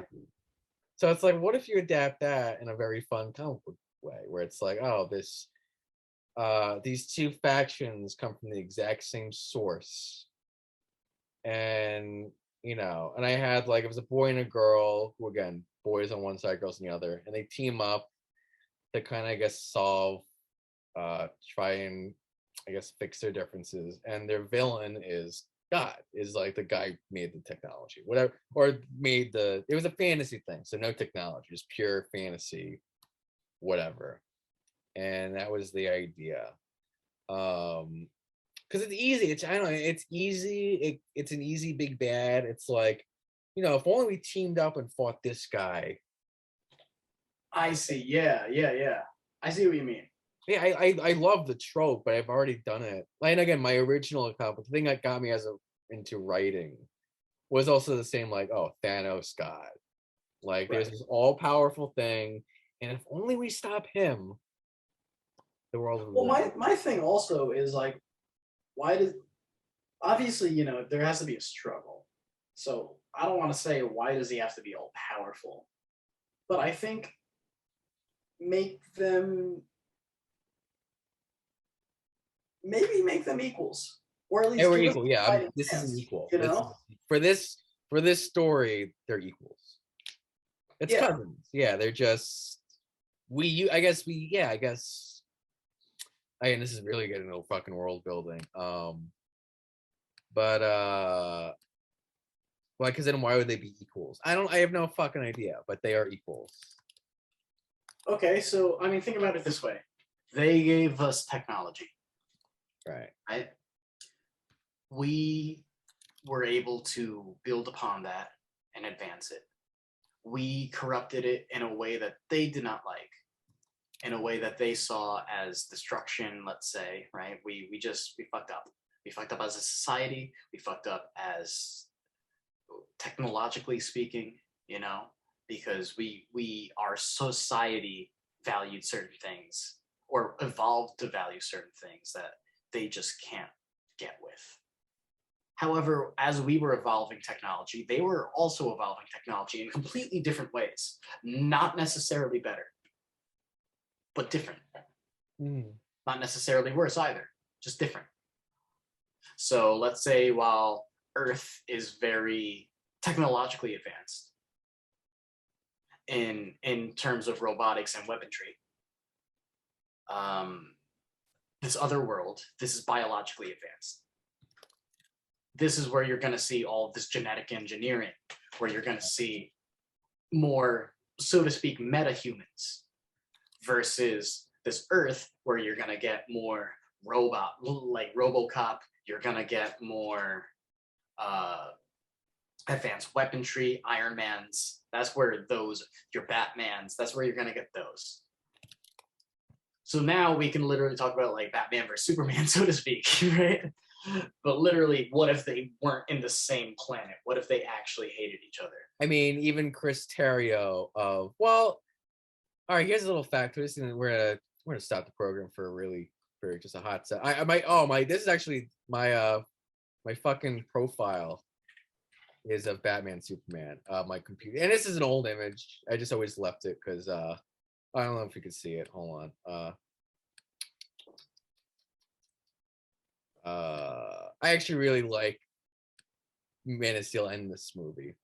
Oh, that's cool. Aside of disliking Chris Terrio, who he was brought in. So David Goyer actually wrote Batman Superman. He also wrote The Dark Knight and Dark Knight Rises. Well, all right.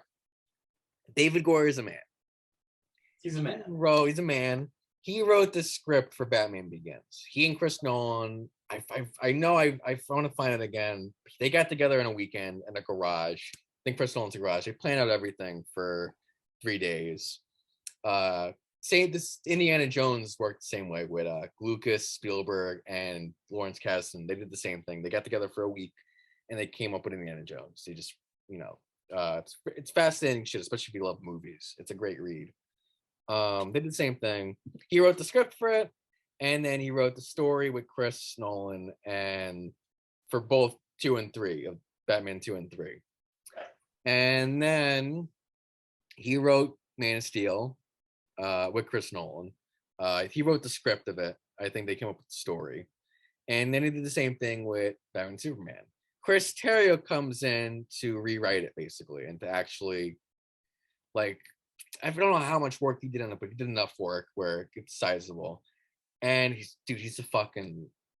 like a literary major. He's like a literature major. He's more into Shakespeare and like Virginia Woolf and theater. He's a very, very smart guy. It's like, you're writing comic book movies? Like, huh?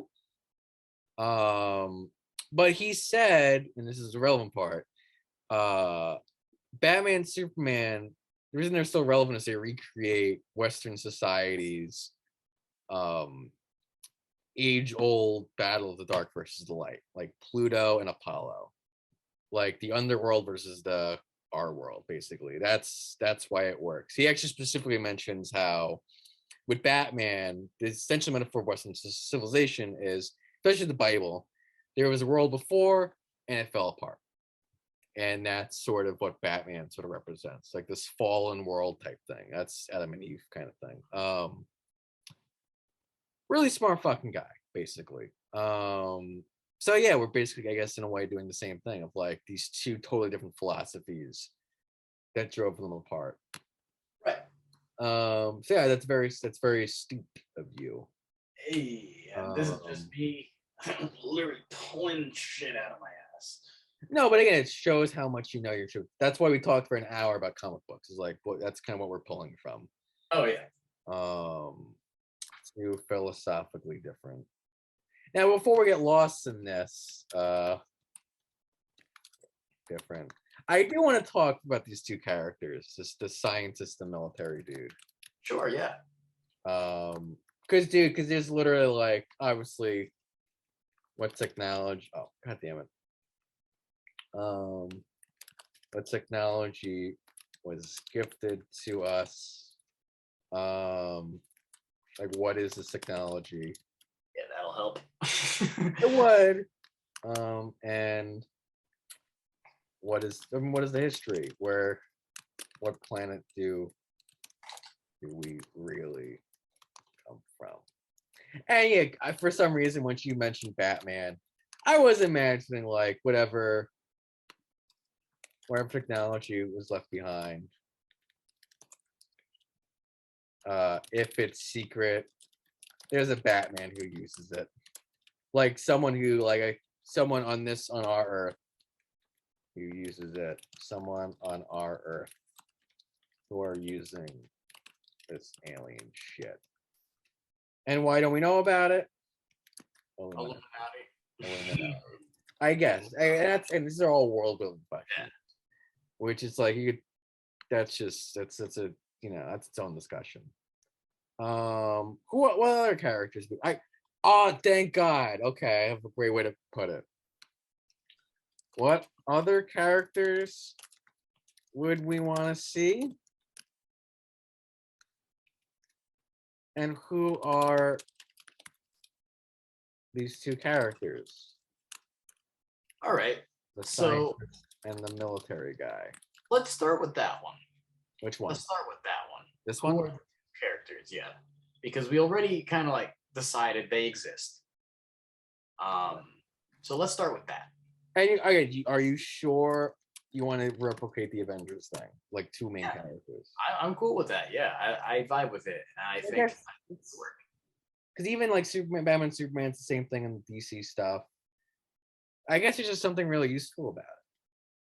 I think duality works really well, especially when think about it in this guy. It's the scientist especially speaks volumes to me now that we have this, because I kind of stemmed a lot off of the scientist with this whole technology and well, let's see, the other world's biologically advanced metahumans, right? This scientist guy, he's a he's a biochemist, he's a biology engineer. So my idea is that where this world, the other world, is biologically advanced, they have biotech.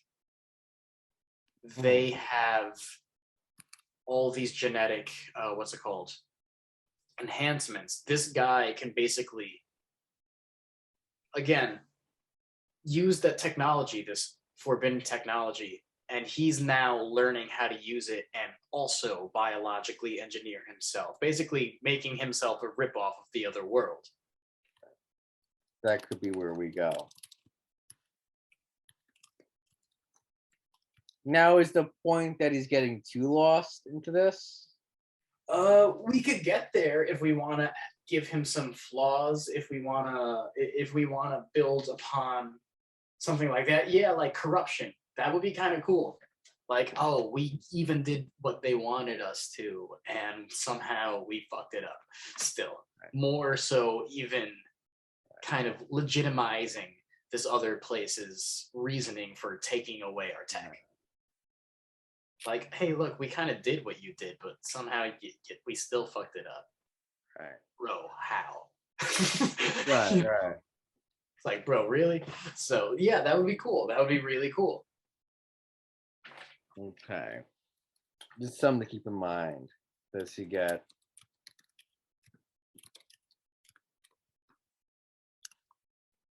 I mean, what do you think of big theme? Because I did write this down the other night. What the big theme of the story is. Well, because for fun fact, so the Russos, when they were making Endgame, I think it was Joe Russo said, as they were, hey, they didn't write it, but I guess as they were directing it, they always had a little post-it note in their office saying, What does base something? Let me find the exact quote. Something about fate. Like, is fate? Can one man change destiny? I see. That was exactly for both Infinity War Endgame and Endgame. That was the thematic thing that united everything. And I'm just wondering what you think ours could kind of be. I mean, because I wrote down thematic question. I mean, again, it's a very fucking timeless theme. It's almost too broad and too basic, but whatever. How to get along with someone totally different than you. Understanding a race that isn't yourself and making peace with them and stuff. I think What do you already think? we've asked a lot of questions. Right. If we want to go further deep into this, then what defines right and wrong? What defines responsibility? How can we be responsible with tech? So then we're going into robotics, and also, what is human? What is what's the word I'm looking for? Not just morality, but like what is proper humanity? Right. Human rights, so to speak, because these people are a subset of humans, if you will. They're cousins, if that's the case. That's exactly like this is not like because there's some about because again, if you want to get into real biology, the scary thing about aliens, like really, like if they really exist, they most likely do, is they would be so different from us that it would just it's hard to imagine, like they could have like husks coming out of their nose, like it actually this is actually really worth because there's someone put out a video about this recently. History, the end of the universe video. I'll show you. Because it's a good idea of what we're not gonna be doing. Space. Where the fuck is it? I mean, I find whenever people do like alien stuff, they go one of two ways. They go oh yeah, they're just us, but like green, and that's kind of similar to what we're doing. We're doing exactly that actually. And honestly, like I vibe with that just because it's a little easier to like relate to and imagine, fathom. Right. But then there's the more, honestly, I think, in my opinion, a little more realistic approach, because an alien could wind up being anything depending on circumstances of which it evolves, which 2,000 light years away, more so. I don't even know what the living conditions are going to be like. It's very ignorant for me to think that we are the subset of any living condition possible, and that they're all going to wind up like us. So then, that other approach, that's more of like the predator approach, or the movie's blanking on me, but that's more like a movie. God, it's a post-apocalyptic. It's one of those post-apocalyptic aliens come down, and they're kind of like fathomless beings. Like it's hard to fathom. Not War of the Worlds, right? Maybe. Oh, 2001. Well, that's not post-apocalyptic. I don't even know. I just remember post-apocalyptic. Aliens were everywhere. But that's more of the Lovecraftian kind of. Oh, that's really love. Oh, the fight. It's with John Krasinski.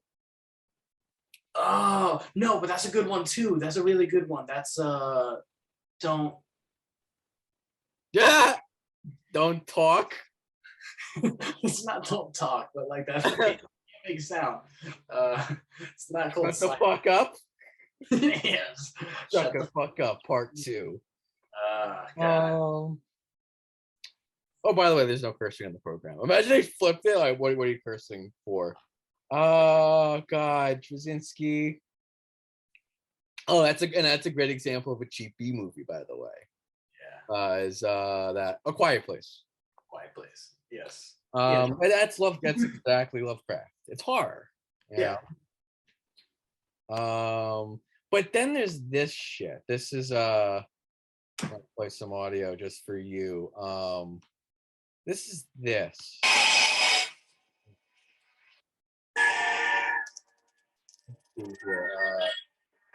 How would life evolve? Like, look at this. Like, that's a life form, imagine. Oh, is that where that like gaseous enemy always comes from in those old comic book movies, like that Green Lantern. They're like, yo, let's make it a big ball of gas. That's the Oh, like Fantastic Four. yeah.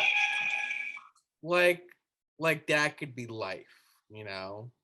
Yeah, absolutely. Like, Absolutely. and we're not doing that. This at all. weird entity that you can't possibly fathom. It kind of looks like a virus for those who are medically inclined. You know, like there's a gajillion different kind of ways life could have evolved. But that's because we're not doing it's. This is not hard because that's hard science fiction too. And there's a value to that, I think. To like, it helps. I there's nothing scary for me than imagining like, oh, like the Earth will be here in 5,000 years, whether I want it to be or not. That's really intense. It'll be here in 5 million years and 5 billion years, and it's like to do it seriously. Like, oh, I talked about this in the last episode too. It's like, oh, I think there's a value in like, hey, what would it really look like, and trying to deal with it that way. But that's not that. This is comic book. It's something. It's doing something very different. Yeah, it's basically. I don't know if they're gonna be green. I mean, the cool thing about Superman is like, you know, the Kryptonians they look like humans. Yeah, Like absolutely. literally. Do you want to do that? I mean, what do you think? I'm thinking like they look similar. I think Are they purple? Here's the idea. Yeah, absolutely. They're exactly the same, but they're purple. Here's what I That's think. so common. That's Guardians of the Galaxy. It's Star Wars. Star Wars is a little more fun, but No, I don't want to go down that route. Here's what I'm thinking, right? It's just what if human evolution led two different ways? One where it's just like we focused more technologically based, right? And we're still primitively what we are right now. right. We're still us. The other is more genetic engineering, and they would splice their DNA with other creatures for enhancements. Right. So let's say you have a human who decided, I want to like chameleon. I want to do chameleon shit. So he does chameleon shit. He can like invisible, Right. you know, or camouflage, so to speak. So these people are now humanoid, but there's an uncanny shift to it because they, you know, these splicing of the DNA may have some side effects, some visual phenotypic side effects. I'm just throwing in some science jargon. Phenotypic just meaning like I can see the difference. So he might have some weird chameleon eyeballs or like chameleon fingers, you know? Like let's say that. Or like, yeah, he could be fucking green. He could start off being green. Right. And that's just an example. Doesn't have to go down that way, but that's the first thing to come out of my mind. Mm-hmm. You know, you could go even further down. Exactly. You could go further down that road and create separate, like completely unique animals like the Hunger Games did, right? Right. So you can have like this human-esque thing, and it's like, what is this? And it's like, I've never seen anything like this before. So yeah, the chameleon is like, oh yeah, that's a chameleon guy. That totally makes sense. And then you just have this like, what the fuck are you? It's like, well, I don't know. That doesn't exist on this planet. Right. And then you have Superman. So I guess a mix of the two. Like they look like us for the most part, but there are some intriguing differences, I guess. Yeah, that's what I'm thinking. So I don't want like that. And when I say that, I mean like the Lovecraftian shit. No, not at all. It's not far. It's they're just like us. But even D&D has like, all right, this is a cat guy. You know, like, do I utilize the cat people? They're tabaxi. Often, no. But they exist, you know? Right. Like, yeah, this is a cat guy. Or yeah, this is a rhino guy or something, you know, like you could have shit like that. Right. Bird people, Birdman. And even DC has Birdman. Right. Was it Hawkeye? Yeah, it's Hawkeye? Hawkman. Hawkeye and Hawkgirl. Hawkman. Yeah, and the cartoon used Hawkgirl. So they called it. What is it? It was literally called Hawkgirl, right? Yeah, it's literally Hawkman and Hawkgirl. Okay. Versus like Hawkwoman or whatever. Yeah. I mean, how advanced are they? And my answer is not that like we could beat them. Kinda. It'd be hard, but it's a fair fight, It's basically. like a Cold War situation. Right. Well, Yeah. the thing is, this is a Cold War that dates back billions of years, if that makes sense. Right. Yeah. That's the idea. Now, if we want to get really interesting, well, no, let's keep this regular. I was gonna say, if you want to get really interesting, you could go deeper into this world and make it like, how does the whole world get affected by this? But let's not talk about that yet. I know that's could go on. But character wise, at least plot wise, it's literally we got these two guys. I mean, like for really, I mean, I just naturally thought it was like, oh wait, it's Marvel. We start off with the scientist, Makes sense to me. and because that's Tony Stark, and the Marine captain joins at the end of Act 1 because it's like, fuck aliens, fuck. So the big question is, how do they find out? Like, what does I assume the scientist is the first guy to find out. I assume he kind of like does it accidentally. Let's say he's like really smart.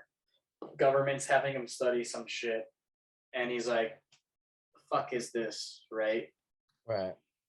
Let's say he like digs a little deeper. He's like, "Fuck aliens," and upon that realization, like, "Fuck aliens," just come down, invade. Oh, okay. And then the Marine guy, he's like, "Oh fuck, aliens," and now he's in charge of like figuring out how to like deal with this. Yeah, I was imagining the Marine saving the scientist at first. Oh, what are their names? I hate names. You like coming up with names? Oh fuck yeah, I'm terrible at names too. Let's see, scientist guy. Let's go with a smart name like. For some reason, the names Miles and John popped in my head. All right, cool. Miles. And Miles is the scientist.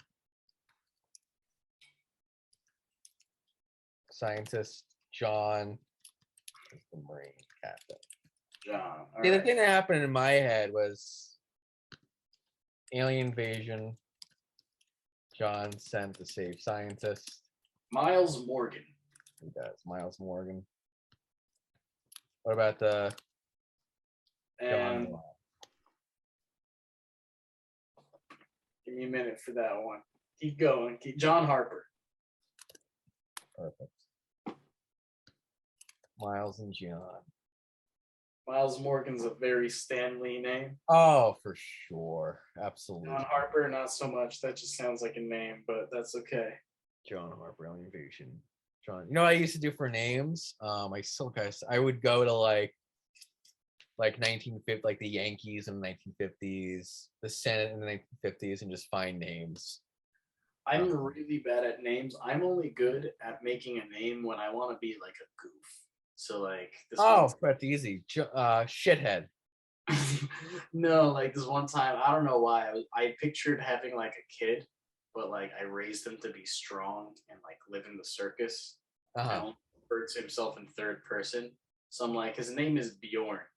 And he has to ask everybody who they are the son of. And Bjorn, he just refers to him as son of Bjorn. So he's like, I am Bjorn, the son of Bjorn. And that's his name. And it's like, you birthed yourself? It's like, Bjorn did, yes. And, You son of Bjorn, yeah.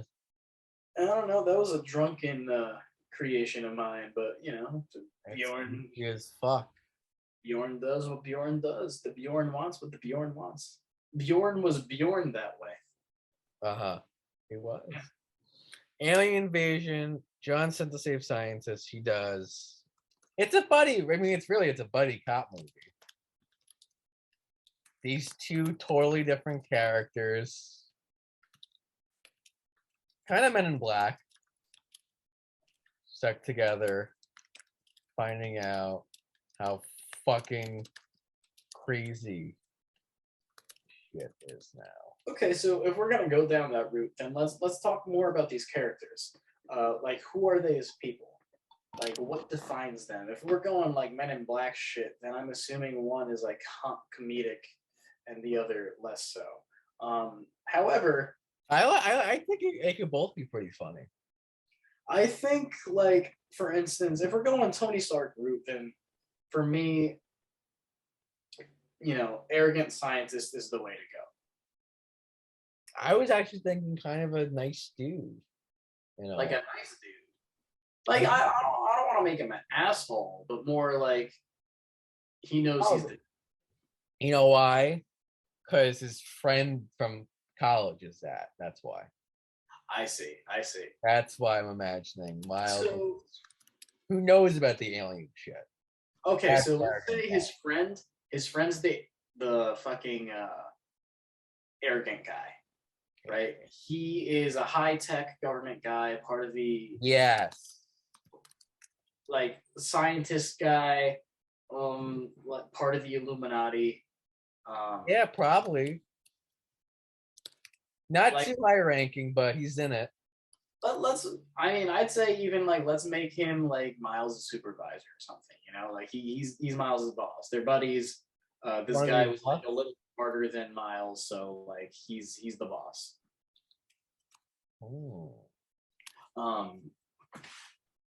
Miles, in that case, let's go different. Like, this guy could be friends, but also like papa, so to speak. Like, hey, here's the ropes, kid.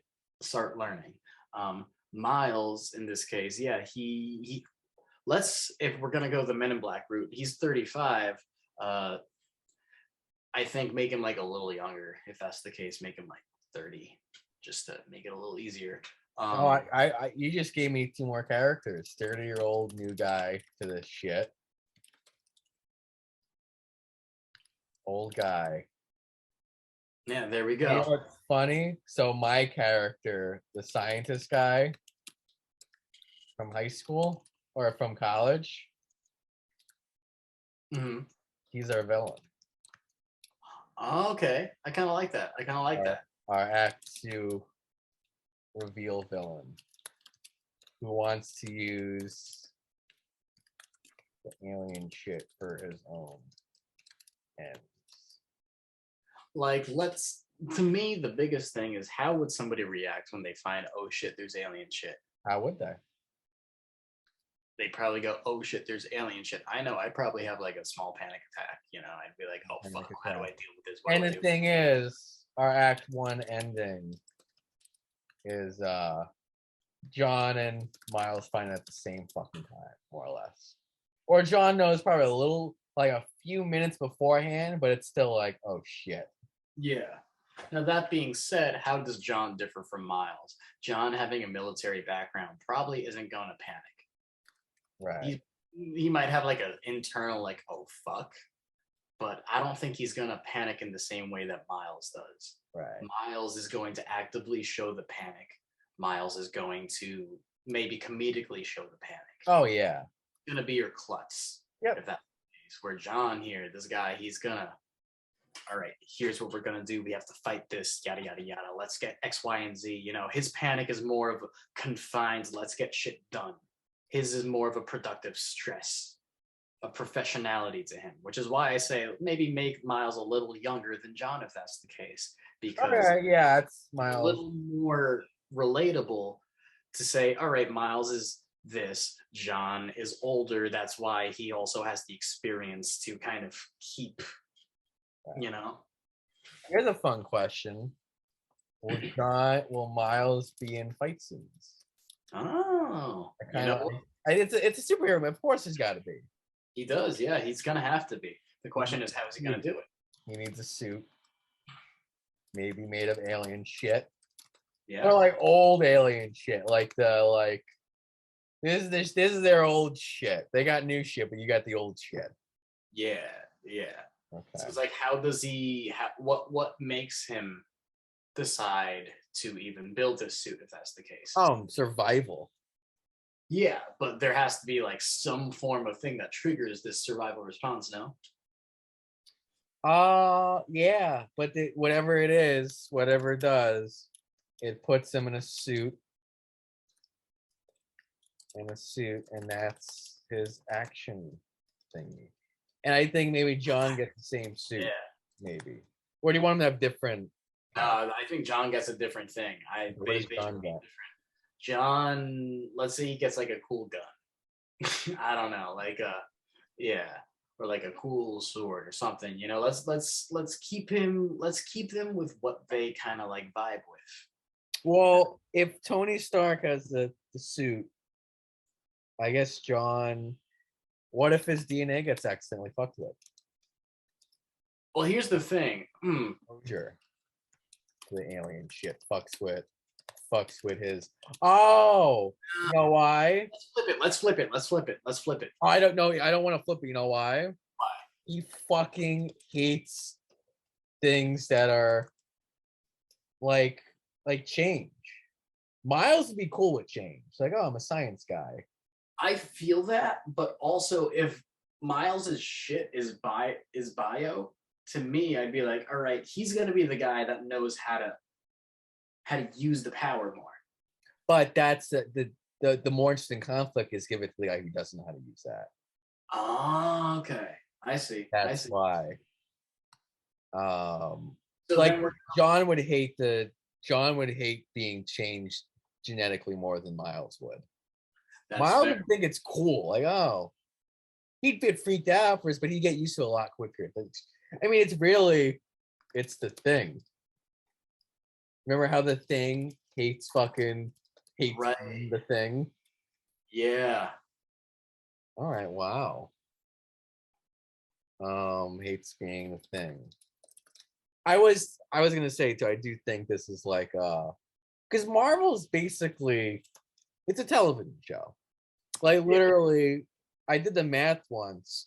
If you break it down to 45 pages, or if the comic book 22 pages, but if it's like a network show or even cable show where there's like it's 44 minutes, it comes out to about 4 seasons. I can believe that. Yeah. So I'm thinking the same thing here, where it's like, because Iron Man would be 3 episodes of TV. So basically, at the end of episode 3, we find out Miles's bestie is a villain. I was thinking kind of that. Okay. He could be our Doctor Doom. Actually, I kind of like that fallen friendship kind of thing. Doom. Yeah, fallen friendship kind of thing.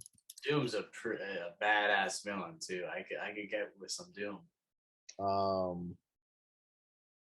Yeah, he's like, not only do I know about this stuff, but why wouldn't we use it for unnaturally?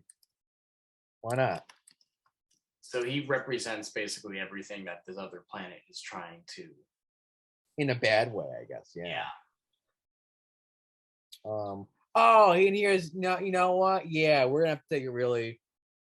Because if we're all right, so this is gonna Marvel's a TV show basically. Avengers 1 is season finale of 1.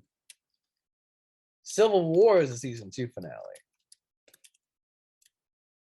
Season 2 finale. Well, the way it works. All right, let's look at the Marvel thing. Actually, because I literally did the math once for this. Forget when. I think maybe a year or 2 ago. I did the math for it. Marvel movies. All right. Like the way it would work if you did it like a TV show. It would kind of basically be because it's not like again it's an ensemble cast. So basically, Iron Man, 3 episodes. So this is your first season. That's why. Because phase 3 was so fucking long. You basically split it, I guess. Oh god. 1, 2, 3, 4, 5. 1, 2, 3, 4, 5, 6. So in a way, Thor Ragnarok would probably be the season 3 ending. I see. If you broke it down like a TV show. Wait, I guess the final season being extra long. Oh no, it is. Yeah, it's that because I don't include. I think Far From Home is phase 4. Yeah, So, same. okay, so it's exactly this. That's why. So season 1, season 2, season 3, season 4. Point is, again, if we're doing we don't have to include the alien invasion just yet. I just realized that.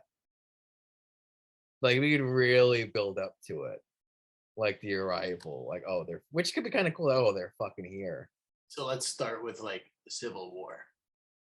Oh, basic, yeah. It's got in terms of scale, absolutely. It's more about season 1 is more about how people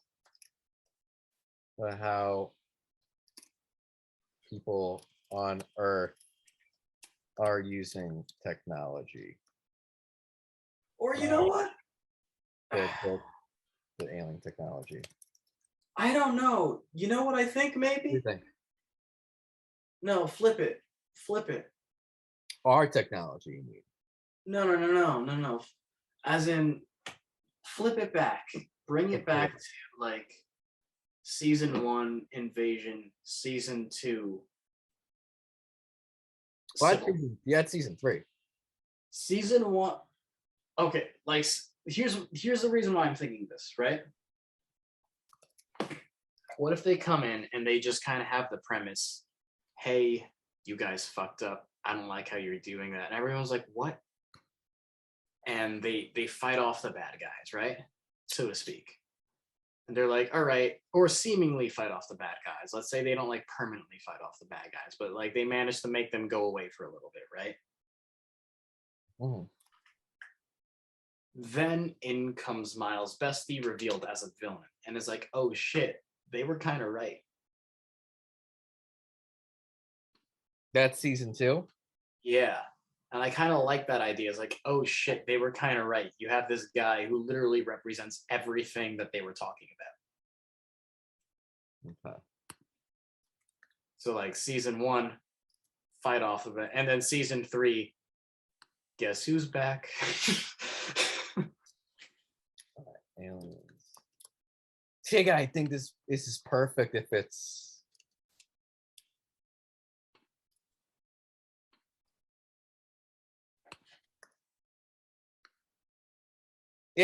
everything you just said, but we consider season 1 of humans using the leftover tech from the aliens. Okay, yeah. And then fight off aliens, the war. I would even say like prequel to the war. Like this, I feel like, it would be like the scout team of the war, so to speak, And I guess the final season is the war. Yeah. Final season is war. Okay, cool. Some more. We're almost actually done because I think we really actually hit it off quite well with this. Some other let's riff on some other characters that could exist in this. I mean, look, because now so now we could go right back to the actual source material for all this, which is where is it?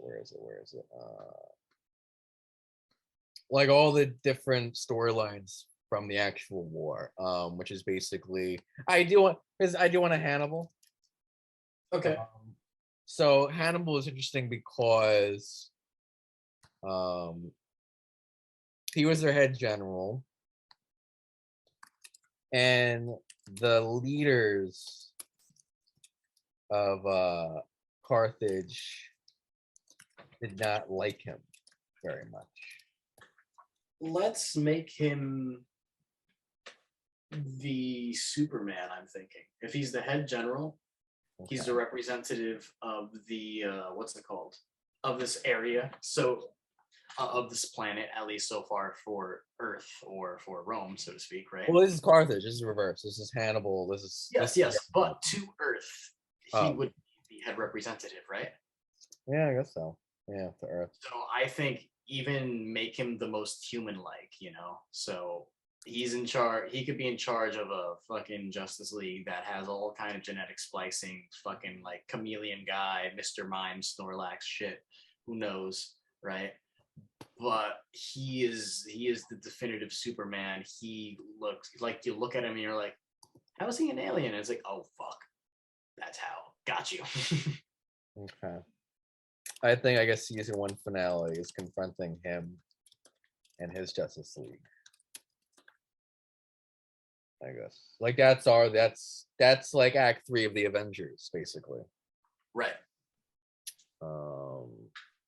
Okay, that's actually kind of, I didn't think of that. Hannibal, there's Hannibal. On the Roman side, there was there was a few different generals leading the war effort, which I think is kind of cool too. Like these are head level, so this is like actually Nick Fury, basically, like that level. So let's take a look at 3 of them. Well, yeah, there was Fabian, Scipio Africanus, Fabian. I think those are the big 2 usually. So this is the actual outline of the war. Carthaginians, because every year a new council was elected. Well, Gotcha. Fabian, yeah. So there was a few.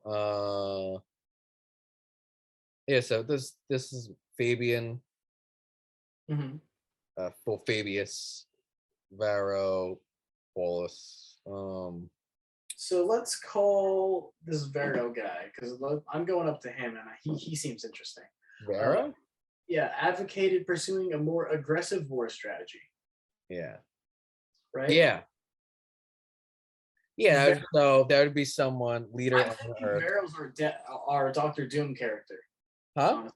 Vero, I think he's our Doctor Doom. We have a few. This is a comic book, so the whole point is a bunch of different villains and heroes. Yes, but like Vero, he's the friend. I'm thinking that guy's the friend. He's gonna be the friend. Yeah, I think he's the friend. Oh, well, it's funny. I actually liked Fantastic Four too. Both movies actually, Fantastic Four 1 and 2, the Tim Story ones with Jessica Alba. Yeah, and there's a cool part of the cool part of 2 is working together with Doctor Doom. So maybe Miles bestie goes through season 1, returns in season 2 as Varro. That's what I'm. The leader. Yeah. That's what I'm thinking. I'm thinking like he goes through. Well, I'm even thinking this like. Less so. Yeah. What do you mean? He goes through season 1 kind of helping. Like he's like, all right, this is how we're gonna beat them. Oh, for sure. Like he helps. So I don't think he could be imprisoned if he's helping. Oh, that's the end of his arc. I see. Once the villain reveal happens, fight scene. Once the villain reveal happens, fight scene. Fight episode really. Fight episode. Once the villain reveal happens, fight episode, he loses in prison. Again, this could be even I don't know when you put this. It depends. Like really, if we're going Marvel, he's actually really Ironmonger. He's Obadiah. Oh yeah, I could see that. He's a starter villain but this time he keeps coming back. Yeah. Yeah, I do like him as the way I see him is like, okay, yeah, this not only is he acting as like the guiding hand at first, because he's like, yo, this is my world, let me show you it. He's also acting as like in some forms the leader, because this is his world. He's kind of helping with commands at first, saying, all right, this is some of the stuff, and then, oh fuck, he's bad. So A, guiding hand, let me show you my world. B, oh no, alien invasion, let me help you get rid of these people because we don't want them here. And then C, oh shit, he's the guy that they were literally, here for, basically. Right.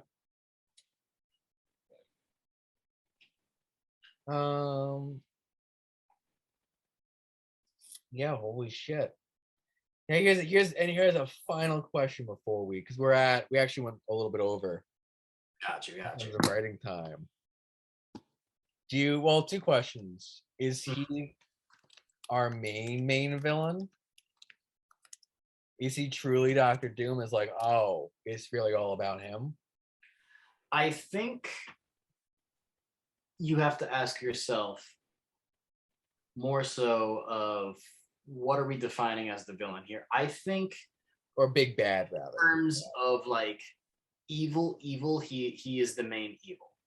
But I think the final season would end on just like war between these two areas, between these two planets, and then a resolution of conflict.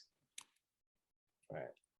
Whether that be due to Vero and like understanding like he's the bad guy or something else, we'll have to talk about another day probably.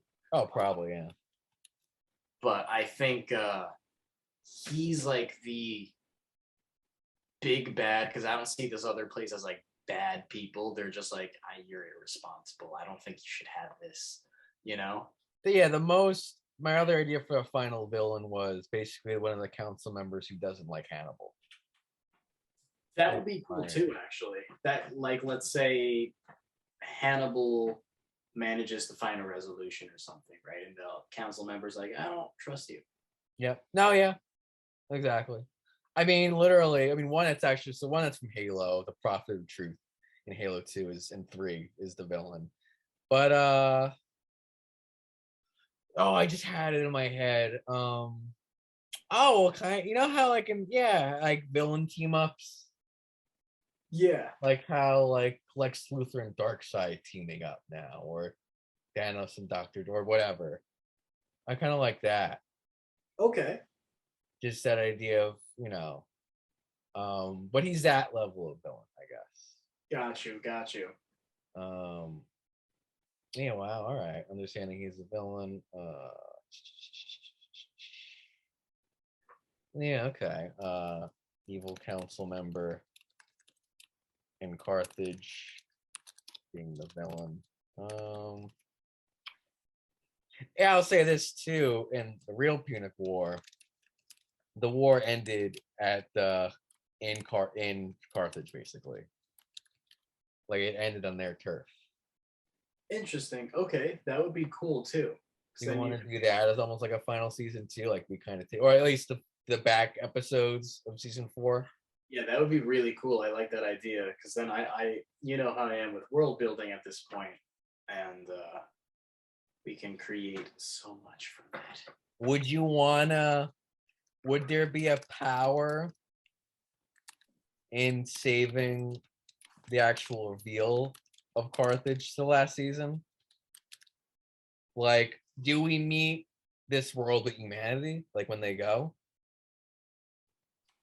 I think leave them as aliens during their scouting, during their first initial meet, Like, when do we see Carthage planet, basically? I think during the big war, the war, not the small, not the little war, not the scout war, where they're just basically like checking in on shit. But season 4, that's when we see it. Okay. Do you want this to just be for? Well, I mean, this could go further, personally. But further in a way of we're following one story, or is this like this is the end of one arc? Do you think? I think. That's a good question. Like it's season 4. Like, all right, that's it. Is it Lord of the? Okay, so is it Lord of the Rings or is it? Because I mean, if we're doing a comic book, it goes on forever. Yeah. It is. I- Yeah. We potentially could go on with more of the same story. If let's say you want to do that big bad team up, you could reveal the evil council member. That could be season 5. Yeah, I like the arc thing. I like the season 1 through 4. Just well, really, I mean, all right. So if you go back to the math, see 4 seasons. All right, where the fuck I just had it. It's something like, all right, well, hypothetically, let's say each season is 12 episodes. In comic book world, this is 24 issues. 24 times. What the hell is it? Let's see. Each one is 12 episodes. Well, 24 issues times 4, 96 issues. And that's arc 1. Okay, yeah, I could see that being like, yeah, a whole arc then. That would be the end of the arc. And then it's like, is there anything after arc 1? Or is it like this is it? Maybe. Like, why? Yeah, I mean, that's obviously a broad question that is almost irrelevant.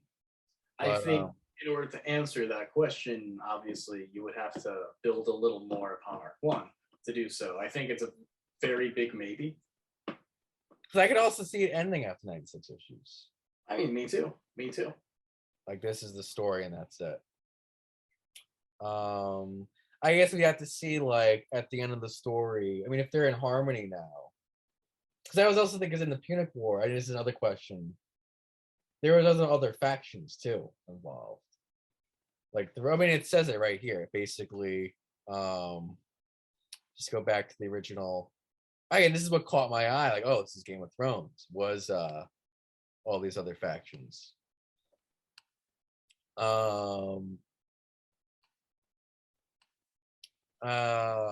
Was basically like you have Sicily, Sardinia, Iberia, Macedonia, Syracuse, which actually we did on our last episode. I took again from the same source material, and what did I do with it? It's its own. That was the setting basically. It was basically so Carthage and Rome became countries instead. It's set in 2050, and Syracuse is an independent city. I see. We got the Numidian kingdoms, Iberian Gaelic forces on both sides. You have Greece. You'd have independent Carthaginian generals. It's a lot of shit that after the story is over, we got Saguntum. Basically, the point is, after this arc 1's over, there's gonna be a lot more to play with. And then because it's comic books, the fun of it is it does go on forever. Right. Like that's one of the exact appeals of the genre. Is that arc 2 could be like, how is the world affected by all of this now that it happened? Because this is like a big no turn back kind of thing. right? I mean, there could be a lot going on. Right now, these two civilizations live in harmony. Now what? Yeah, exactly. Yeah, holy shit! I think we do have something kind of cool here. Want to watch a bit of Jet? Well, yeah, if you want, again, are you tired? Because I also want to talk for like 10 minutes about the short film. I am getting a little sleepy, so let's talk about the short film a little bit, and then Well, probably after the episode, because I also have to eat food. Gotcha. Let's watch a video of Jared though. Let's meet Jared from French. Let's watch Jared's blog guest star. 2009. Oh my fucking god. Get ready for this cringe. Holy shit. Jared, that's also me. And now, That doesn't look like you. your host, your star, Jared Snipe and Billy Michion. Okay, thank you. No problem. Welcome to Jared. What happened? We took about 5 takes of that intro. Oh my god. Block. Now, Billy. Yeah, Billy. And now, as you can see, Dude, I can see you doing this now. He dresses the same. You dress a little different, but kind of the same. Holy shit. Yeah, I know. Holy. Billy is your star. This is the guy I've been telling star. The guest. Guest. The star. Speak. Okay. Okay, as you can see, Billy is the star that I have on Jared's blog today. Now, This is a blog. This was not shown to me by Tyler or Jared. Jared, then see, you think Jared to go, oh, you know, if you're watching my short films and sketches, I actually should show you my. No, not at all. Oh Not no, a he single tries reference. to keep those on the DL. I've known him for 4 years. I know that, yeah, he did start off wanting to. I mean, we're probably gonna go over it again because when we're gonna write our sketch stuff, he got into this stuff from sketches. But this has not been referenced. Yeah, no, I because think what he tries to forget about those. I'm not gonna lie, but that's how we started. That's how we started. Was 2009. I was obnoxious. He tried. Unfortunately, I what I want you to do is pay attention. Okay. The first thing I want you to do is listen to this. Oh God. You can't even hear it. I just I think my goal was to irritate him that day. it's working. I could tell. That's a meme. I could probably send this to the fucking group chat.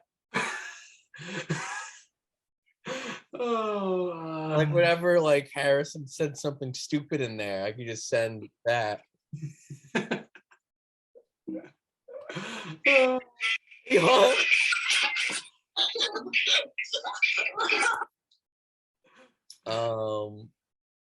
Yeah, much holy every shit. time we did anything, it would result in like him strangling me. I think that was the running gag, but like we weren't going on a script or anything. That's just what would happen, and that was through me just annoying him every time. Oh my god. That's fucking amazing. I guess we're at the end. Oh, I'll show you the song we're gonna play out with. I'm gonna look through this shit because it's yeah, I told you that there's some just kind of like it is weirdly emotional seeing someone like who's mattered a lot to me over 4 years. And you even knowing you, like I met you. Oh, I guess we got to admit that too. We met well through Jared. You helped my short film. Yeah, yeah. So you're gonna help again with the sound. Yeah. I got you. Yeah, just seeing two people I know very well. Especially Jared. Like young, you know. I mean, I've known Jared for 20 years at this point. And you just had your little friend on it. What is it? Did you do the little picture thing? Yeah. Said post someone you've known for 10 years, but you can't. I was like, bitch, try me. 20 years. I do wish I had more of this. I like, yeah, like my Jared, I don't talk to him anymore. I mean, he's a family. It's a long. That's its own podcast. That's another. But no, I think it's something we treasured, like knowing someone that long. You know, Absolutely. Where the fuck is this album? Oh god, do you know the artist Bonobo? I do not know Bonobo. Or no, me and Jared saw him. That's another story. He was very good. Bonobo. This is the song that we're gonna close off with. Here we go. It's a good song. I don't see how. Actually, I gotta probably. With MailChimp, you can No. What is it doing? Why is it doing that? Ads. I know that, but it's like it's skipping. It's being fucking annoying. Let's see if this is the right part.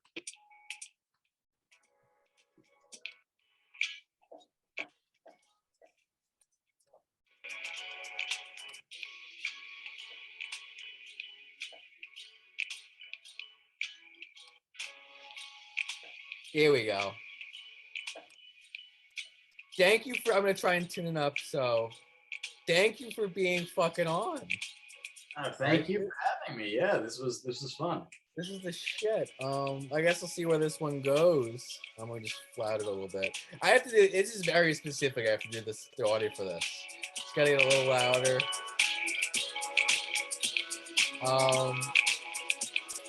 But yeah, thank you so much. I'll fucking stick around. I'm gonna end the meeting and then we're gonna get to we'll start another one for the short film. All right, I got you, boy. Thanks again for tuning in. Bye bye. Mwah.